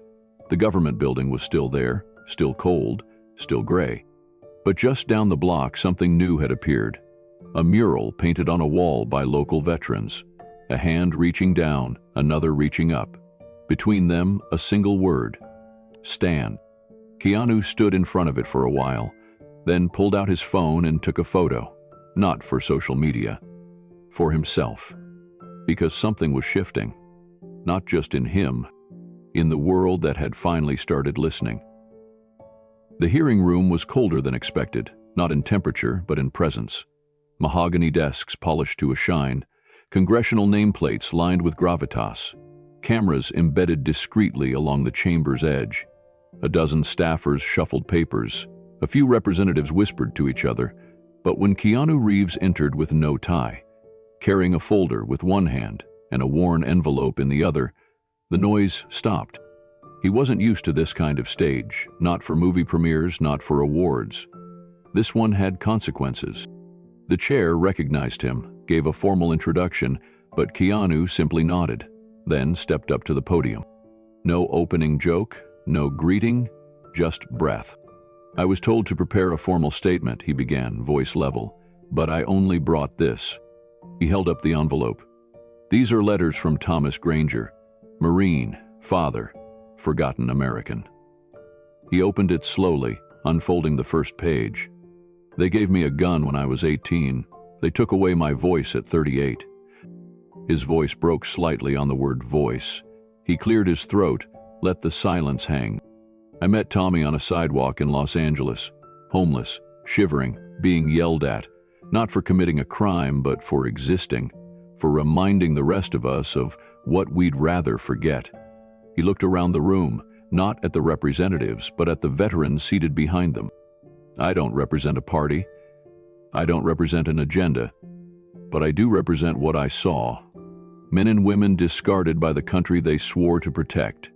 He paused. We make films about war heroes, but when the credits roll, when the costume comes off, who's still standing beside them? He read again from the second letter.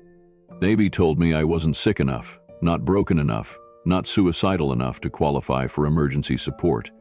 I used to fight for this country. Now I fight to keep my socks dry. Murmurs rose in the gallery. Keanu continued, his voice firmer now. There are more than 30,000 homeless veterans in the United States.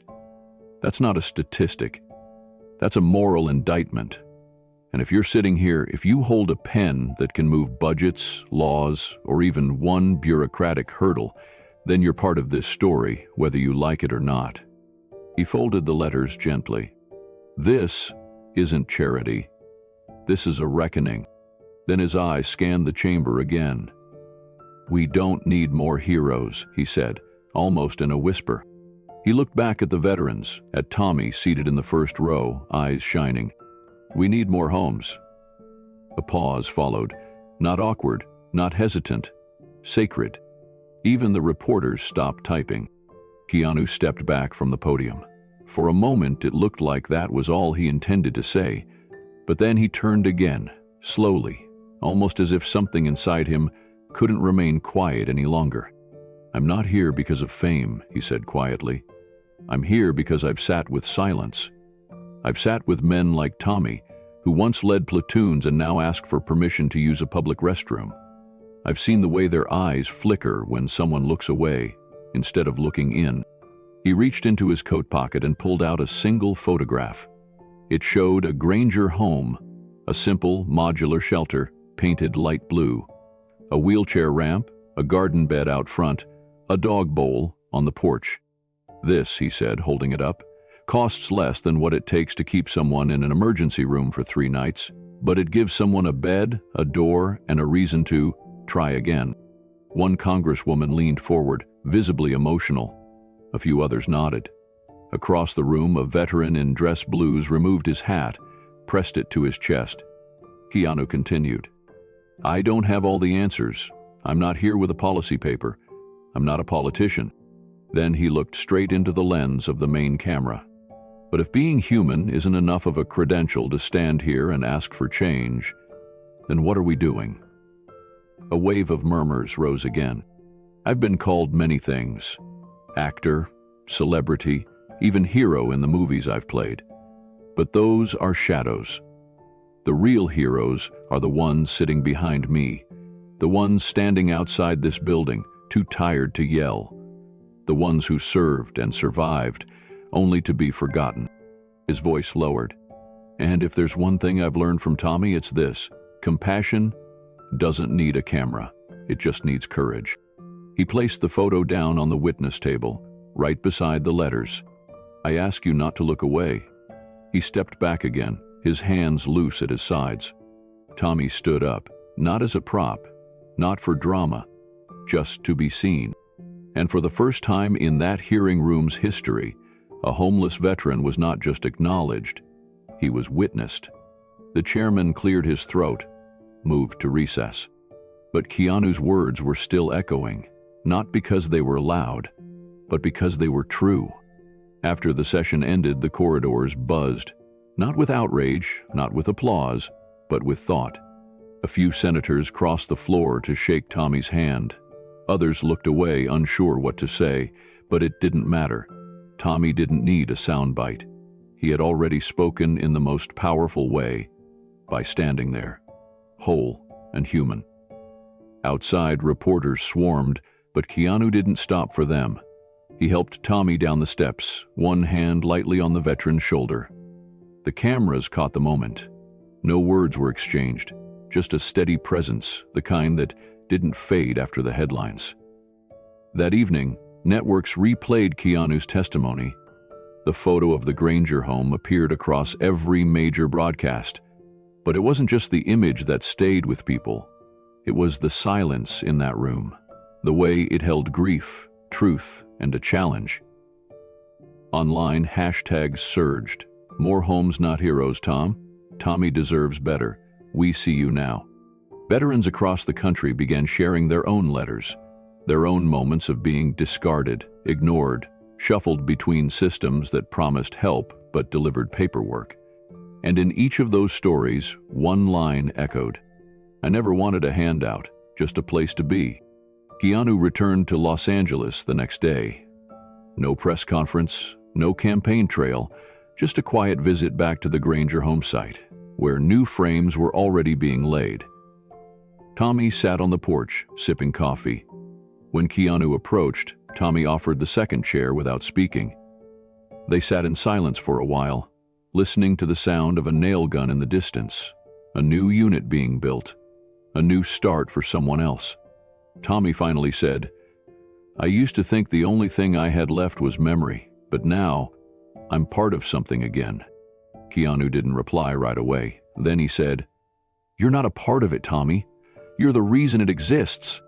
They sat until dusk. No ceremony, just presence. The next morning, a handwritten sign appeared outside the first Granger home. This place was built on quiet courage, and beneath it, in smaller script, "We don't need more speeches, we need more listening." Back in Washington, aides discussed how rare it was to see a hearing go viral without scandal. One staffer printed Keanu's final quote and pinned it above their desk.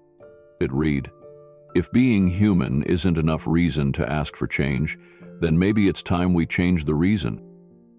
The hospital room felt dim, even with the afternoon light filtering through the blinds. Outside, life continued.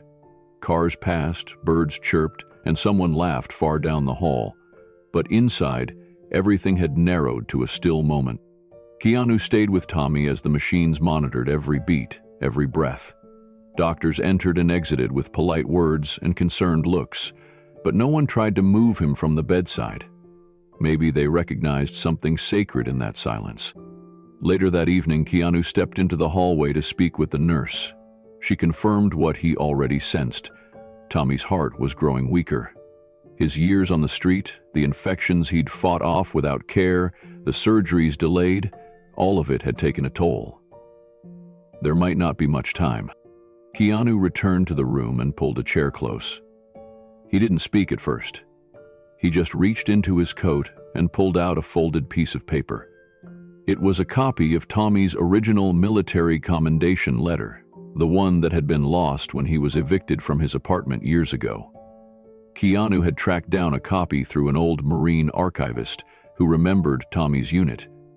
Tommy blinked and read the heading. Recognition flickered in his eyes. "That's mine," he whispered. "It always was," Keanu said. "It never stopped being yours." Tommy closed his eyes, breathing slowly, the paper clutched gently in his frail hands. A few hours later, the Granger home staff began receiving messages. One volunteer got a phone call warning them they were operating outside their legal bounds. A shipment of supplies was suddenly delayed with no explanation.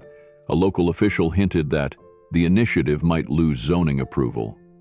It was pressure, applied subtly but relentlessly. Keanu didn't react publicly. Instead, he called a private meeting with the Granger home's leadership. "We're not stopping," he told them, "but we'll need to change how we move. No speeches, just action." That night, Keanu walked the perimeter of the original Granger home. The porch light was dim, the air thick with humidity, and in one corner of the yard someone had planted a small American flag. Keanu knelt beside it. "We're not here for attention," he murmured. "We're here because they matter." Back in the hospital, Tommy stirred in his sleep.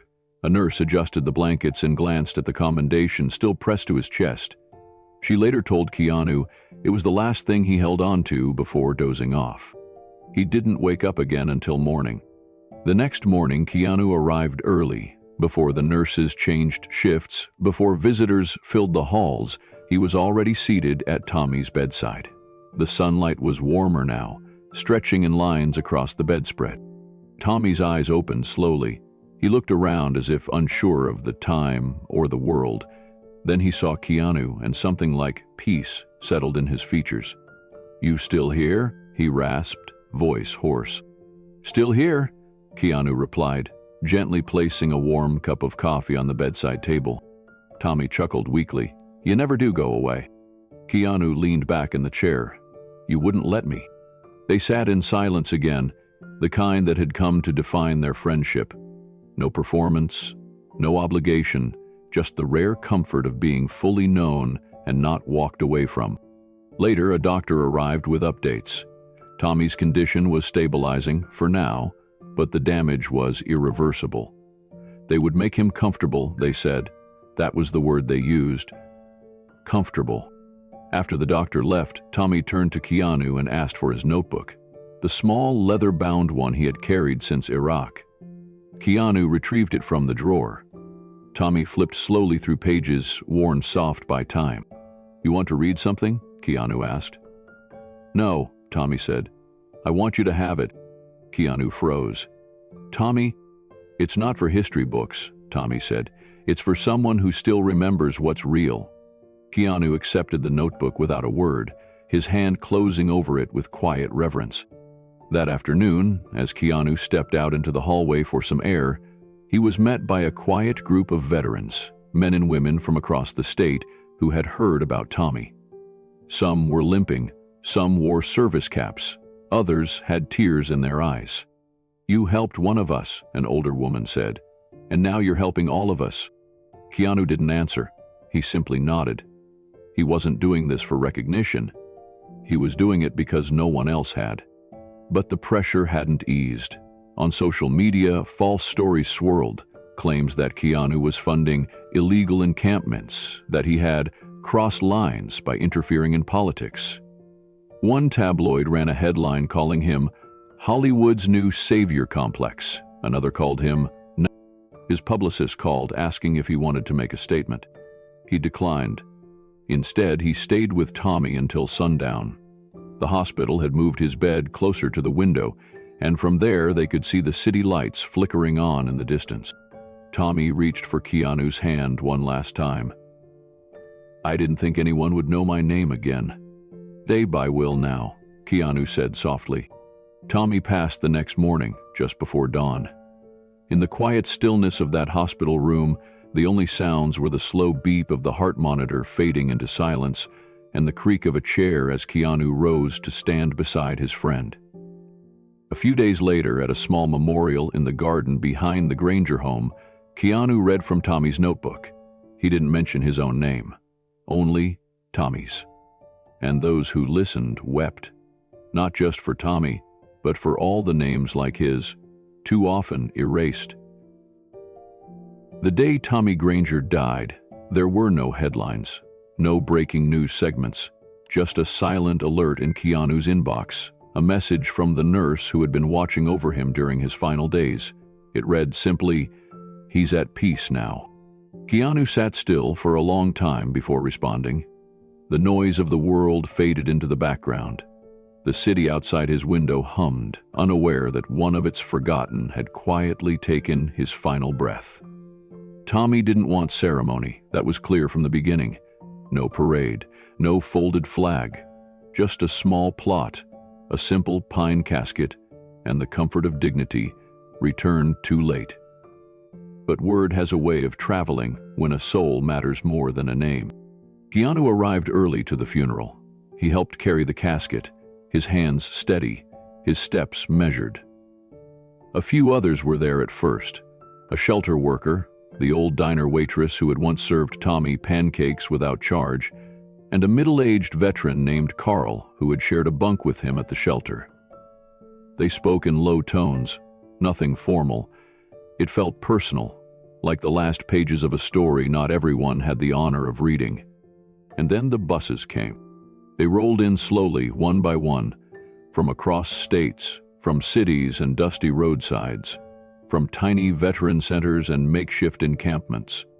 They came in silence, no chants, no banners, just worn boots stepping onto cemetery grass, rows of solemn figures in jackets decorated with faded patches, old unit pins, and the creases of time. Keanu looked up, his breath caught. Tommy's life had been quiet, his pain even quieter. But somehow, his truth had echoed across the country like a silent alarm finally heard. One man's courage to speak, and another's willingness to listen, had turned the invisible into the seen. One man held a sign, handwritten, crumpled at the edges from travel. It said, "We're not invisible anymore." Keanu closed his eyes. For a second, the world paused, and in that moment, Tommy Granger's service was no longer lost in the static of policy and neglect. It was inscribed in the faces of the living, those he had stood for, long after his battles were supposed to be over. He stepped forward to deliver the eulogy, not because he was famous, but because no one else knew how much Tommy had truly given. "He served twice," Keanu said, his voice low but unshaken, "once for his country, and once for its soul." The wind was light that day, just enough to move the edges of the flag that rested over the pine casket. An older woman in the front row clutched a worn photograph of Tommy in uniform. Keanu didn't know her name, but her tears said everything. After the short eulogy, the chaplain stepped forward and read a blessing. Then, one by one, the veterans began to approach the casket. They didn't speak. Each placed something beside it, an old medal, a unit coin, a photograph, a scrap of fabric with a handwritten name. One man kneeled, pressed his forehead against the wood, and whispered something only the wind could carry away. These weren't just gestures, they were offerings. A ritual not written in any military handbook, but born from the deep bond of those who had served and survived. They weren't mourning just Tommy, they were mourning all of it. The years of neglect, the quiet suffering, the friends lost to the shadows of war and the failure of homecomings that never really arrived.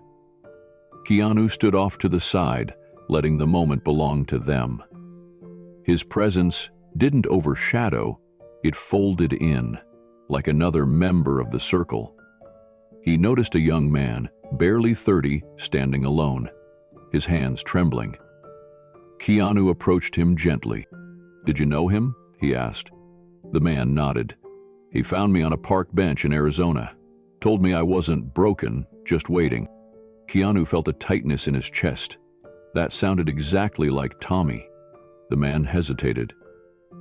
"I was going to end things that night. He sat with me for 2 hours. Didn't say much, just stayed." Keanu nodded. "He did that. He gave me his last $20, the man said, eyes welling up. "Told me to buy breakfast and to find one person worth staying for. I found her last year. She's pregnant now." There was a pause between them, heavy, sacred. "I'm naming the baby Thomas," he whispered. Keanu didn't speak. He just placed a hand on the man's shoulder. In silence, something passed between them. Not closure, not finality, just connection. A thread tying pain to healing. Tommy's ripple growing wider. The ceremony ended quietly. No fanfare, just the sound of footsteps on gravel and a soft taps played from someone's phone speaker. But no one seemed to mind. It was real. It was enough. As the cemetery emptied, a few stayed behind to share stories under the trees. Keanu lingered near the grave. He crouched and placed a small object in the grass. A silver dog tag, blank, polished smooth. It wasn't Tommy's. It didn't belong to anyone. That was the point. It was for the ones who never made it back, the ones never found, the ones still walking streets like Tommy had, waiting for someone to see them. He stood up slowly. Tommy Granger had died quietly, but his memory would not anymore. A week later, letters began arriving. Dozens at first, then hundreds. From veterans, widows, children, nurses, strangers.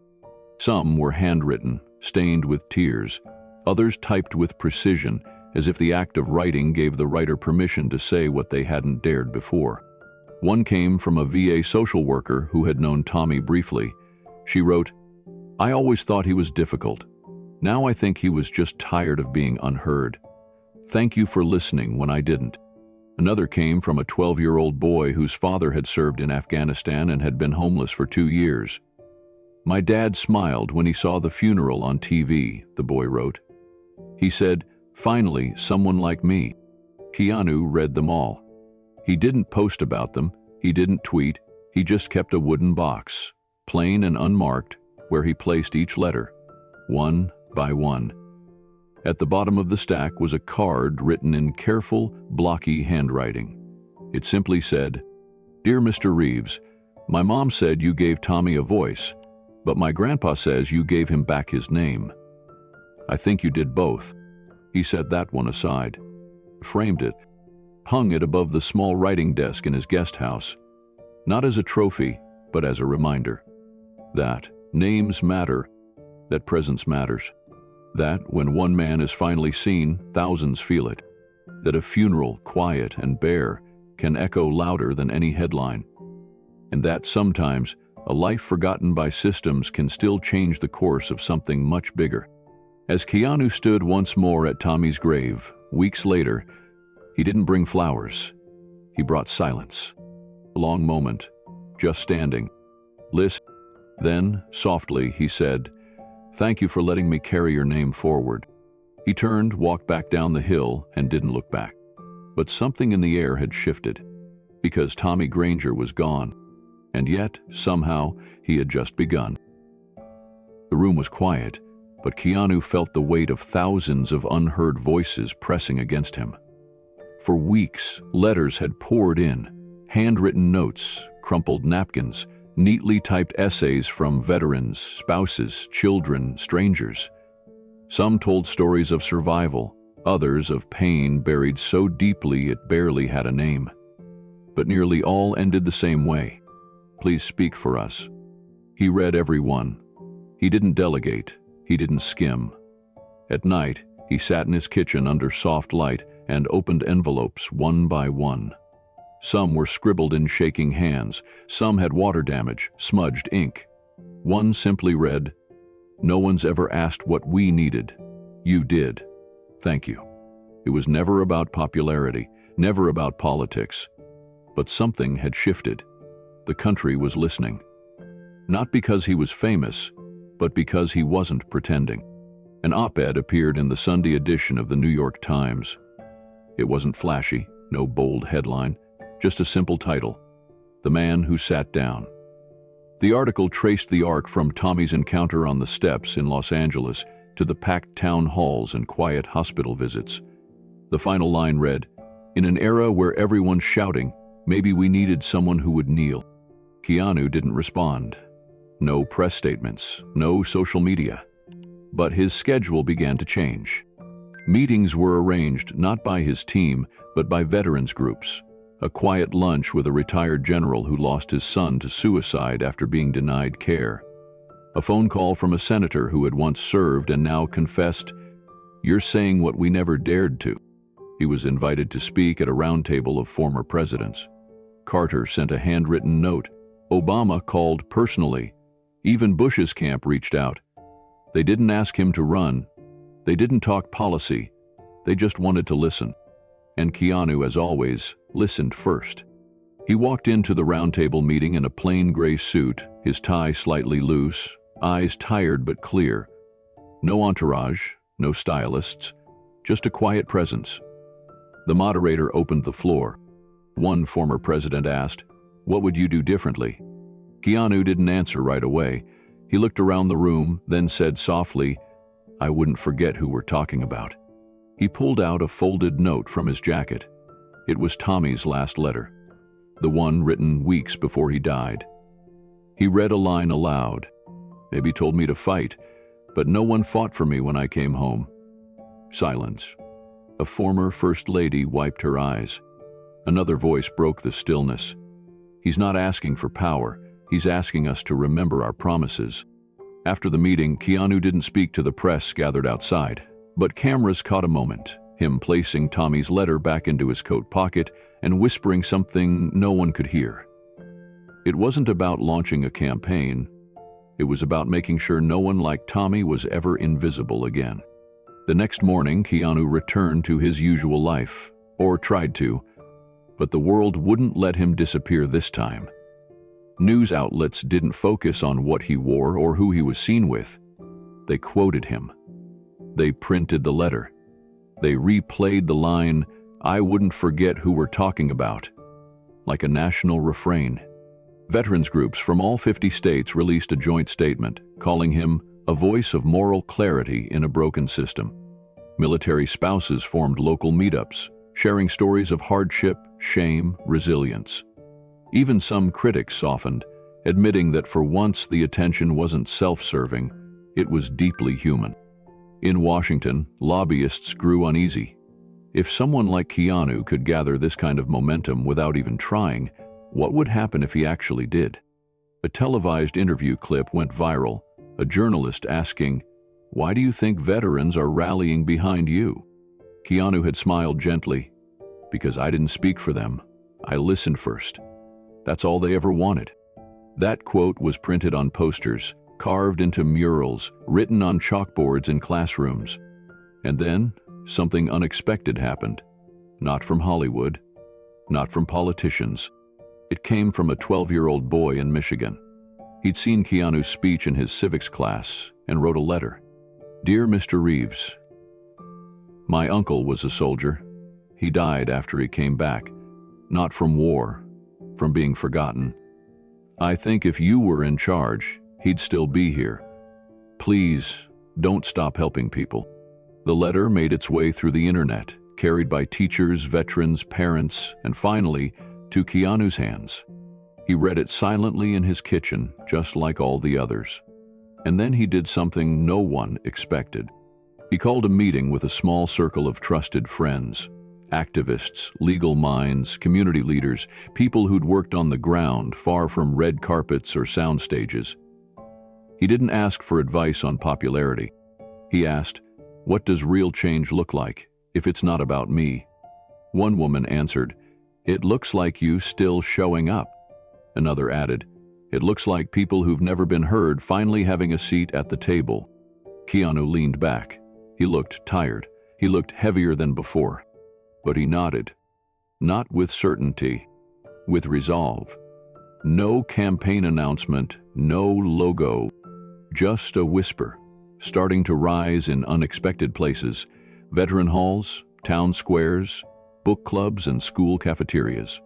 Not Keanu for president, just, "Let's give the microphone to the quietest man in the room."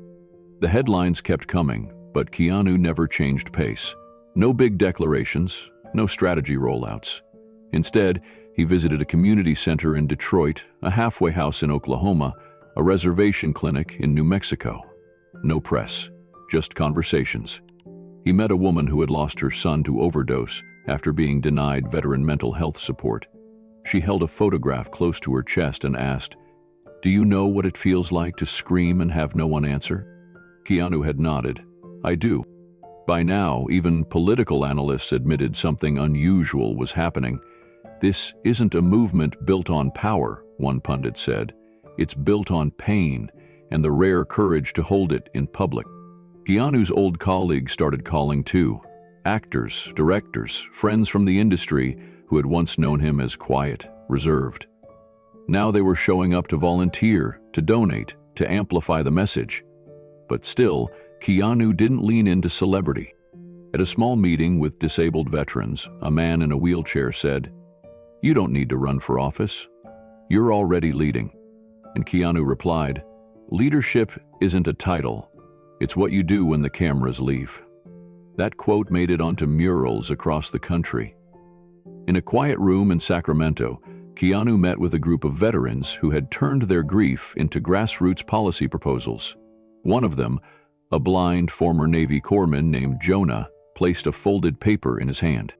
"This is a bill," Jonah said, "for housing access, legal representation, trauma recovery. It's been shelved 3 times." Keanu read it, twice, then looked Jonah in the eye. "Not again," he said. He passed the proposal to one of his new advisors the next morning. Quietly, no announcements. But someone in the room whispered, "He's not just helping us, he's preparing." That's when the conversation shifted. Not just in whispers, in editorials, on news desks, at kitchen tables. Could a man like Keanu Reeves, a man who didn't chase office, who didn't play to the crowd, who didn't flinch when pain entered the room, actually lead something bigger? It wasn't about politics anymore.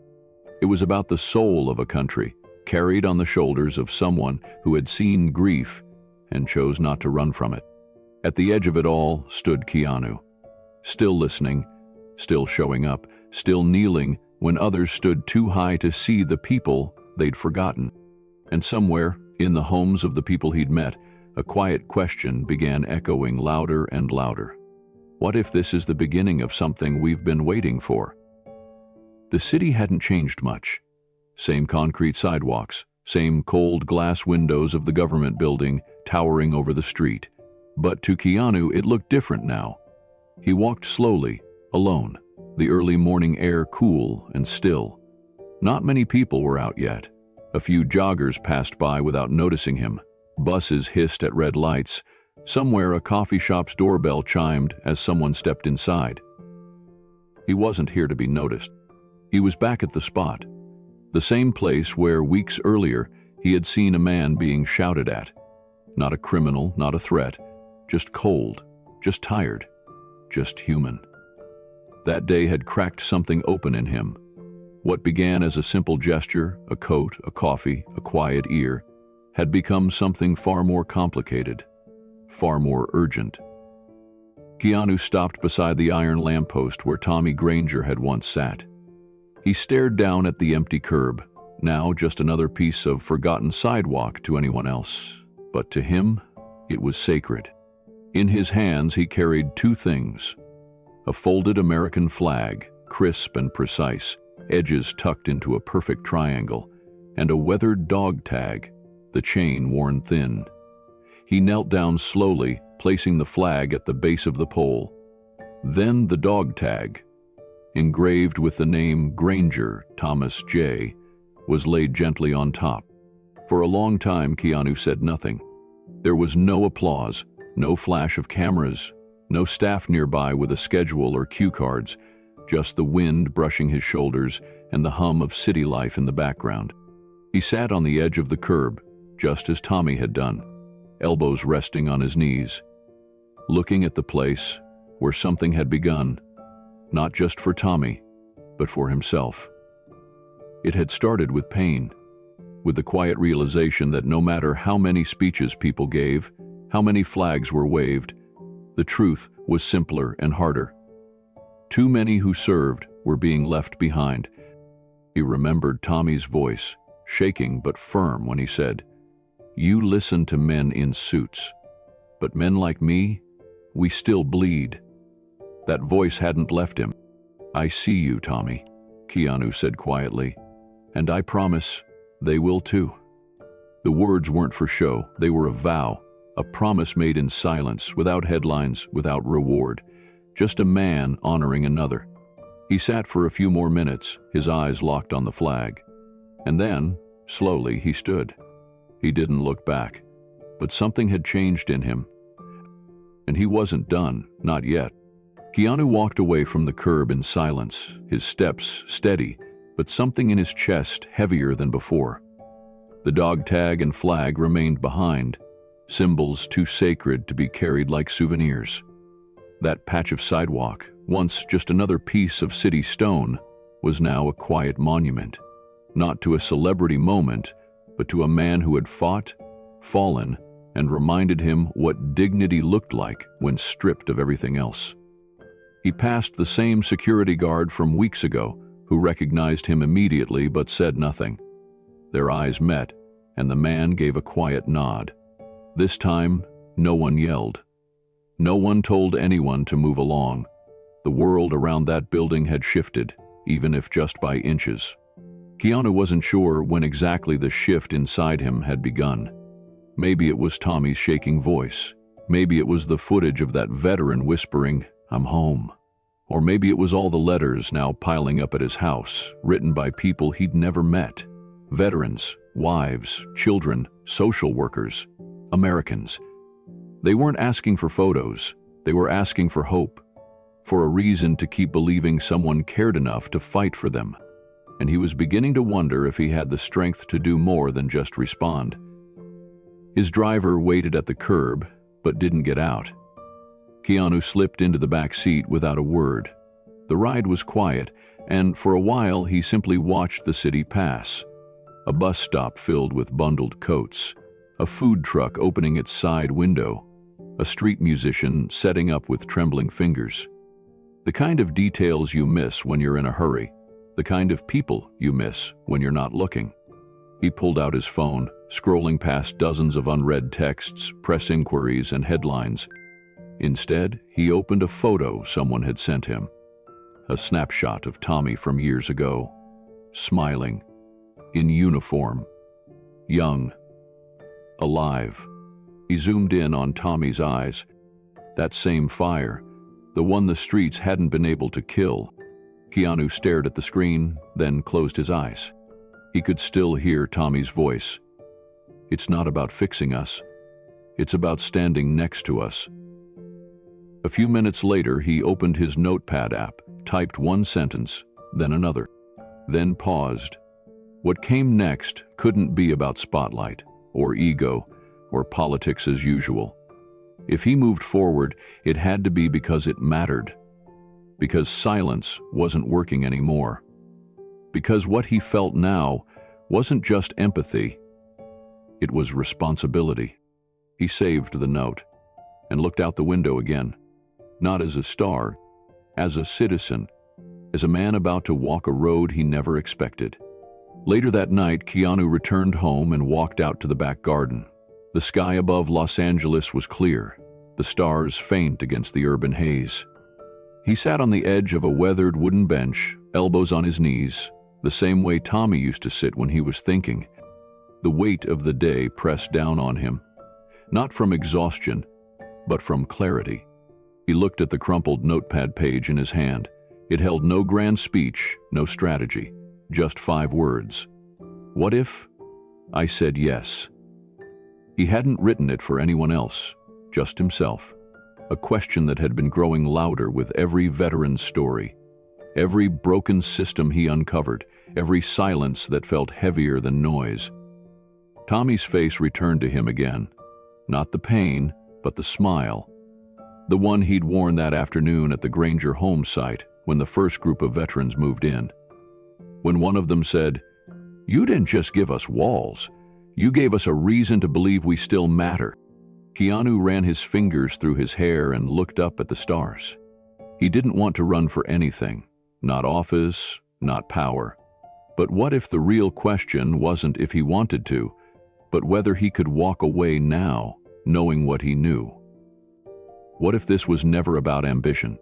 What if it was about service, a different kind of service, one rooted in showing up, not speaking over, listening, witnessing, building something better, brick by brick, word by word? The fire that had started on that street corner, where Tommy had once sat cold and ignored, wasn't dying down. It was spreading. Into letters, into town halls, into dinner table conversations, into Capitol offices. People were watching now, not because of him, but because someone finally stood still long enough to see what was wrong. He looked down at the folded flag resting on his coffee table. A second one had arrived that afternoon, sent by a woman in Michigan whose brother had died waiting for care. She wrote, "You don't know me, but my brother would have liked you. Thank you for remembering us." Keanu reached out and traced the edges of the triangle. Tommy was gone, but his name was on something real now, something that might outlive them both. Keanu didn't need a campaign. He didn't need a slogan. But maybe, just maybe, he needed to say yes. Not to a title, but to the people who believed he already stood for something. He folded the notepad closed, and for the first time in weeks, he felt still. Keanu walked slowly, his boots pressing into the soft grass of a quiet hillside, far from the glare of city lights and television cameras. The sun hung low in the sky, casting long shadows across the field. Each step brought him past rows of small flags, fluttering gently in the wind. They weren't arranged by rank or fame, just names. Some legible, some faded. All of them carried stories no headline had ever told. At the far end of the field, beneath a weathered oak tree, stood a flat stone carved with the words, "Service is not over when the war ends." Keanu stopped there, hands in his coat pockets. His breath moved softly in the cold air. His eyes lingered on the engraving, and for a long time he said nothing. Then he knelt. "I remember you," he whispered. "I remember what they didn't." There was no audience, no podium, no script, only the quiet of a man who had seen something he couldn't unsee and had chosen to carry it. This was where it had all started. Not in this field, but in that moment on the sidewalk, when an old man with a cane, a limp, and more pain than most could imagine was being pushed aside. That moment hadn't felt like a turning point, it had just felt wrong. One coat, one cup of coffee, that was all. But what he hadn't realized back then was that listening to one forgotten voice sometimes opens the door to thousands more. He remembered Tommy's laugh, rare but full when it came. He remembered the way his hand trembled when he spoke about the metals in the drawer he no longer opened. He remembered the hospital room, dim and sterile, where Tommy looked up at him and said, "You didn't just help me, you gave me back my name." And now Tommy was gone, but his voice wasn't. Keanu stood and walked a little farther until he reached a bench beneath the tree. He sat there, the silence wrapping around him like a blanket. He pulled a folded note from his coat pocket. It was creased and worn. Tommy had written it months before he died. "I thought I'd be forgotten. You didn't let that happen. If anyone asks, tell them I was here. Tell them I mattered." He read it again, slowly, like a vow. The last few months had changed everything, not just for him, for the families reunited in the Granger homes, for the veterans who no longer had to choose between food and medicine, for the girl who stood outside a shelter and said, "I thought no one cared." And yet, not everyone was ready for what came next. Headlines had spun, politicians had sneered, critics had questioned his motives, but the ones who mattered most had stayed quiet and watched. And now they were speaking. Letters, messages, voices rising from across the country. Veterans, teachers, nurses, farmers, young people who'd never cared about politics before. Mothers who had buried sons, fathers who hadn't cried in decades. All asking one question: what if this could be more? What if this wasn't just one story, but the beginning of something that could last? A letter from a woman in Kansas had said it plainly: if you cared this much without a title, imagine what you could do with one. That sentence haunted him. He wasn't looking for power, he never had been, but he knew how to show up, he knew how to listen, he knew how to sit beside someone in pain and stay there until they didn't feel so alone. And maybe that was the kind of leadership the world needed now. He looked out across the field again, watching as the wind moved through the rows of flags like breath. Some had fresh flowers placed nearby, others had nothing but the earth around them. He whispered again, "I see you. I hear you. I'm not done." A deep stillness settled in his chest. It wasn't closure, it was resolve. He stood and walked back toward the gravel path, the folded note still in his hand. Somewhere behind him, a single dog tag swung gently from a branch, catching the light as the sun dipped below the horizon. Now it was your turn. Have you ever known someone who was forgotten but deserved to be remembered? Share their name, share their memory, let their story be told. What do you think Keanu should do next? Should he keep fighting for veterans? Should he take the next step and speak for the ones who can't? Let us know in the comments. And if you have a story you think we should tell next, drop it below. We read every single one. Because this isn't the end of the road, this is just where the road gets bigger. Something is stirring, something real. The people are watching, they're asking questions, and they're wondering, what happens if a man like Keanu Reeves doesn't just show up, but steps forward? Whatever comes next may change everything. And you'll be right there to see it unfold.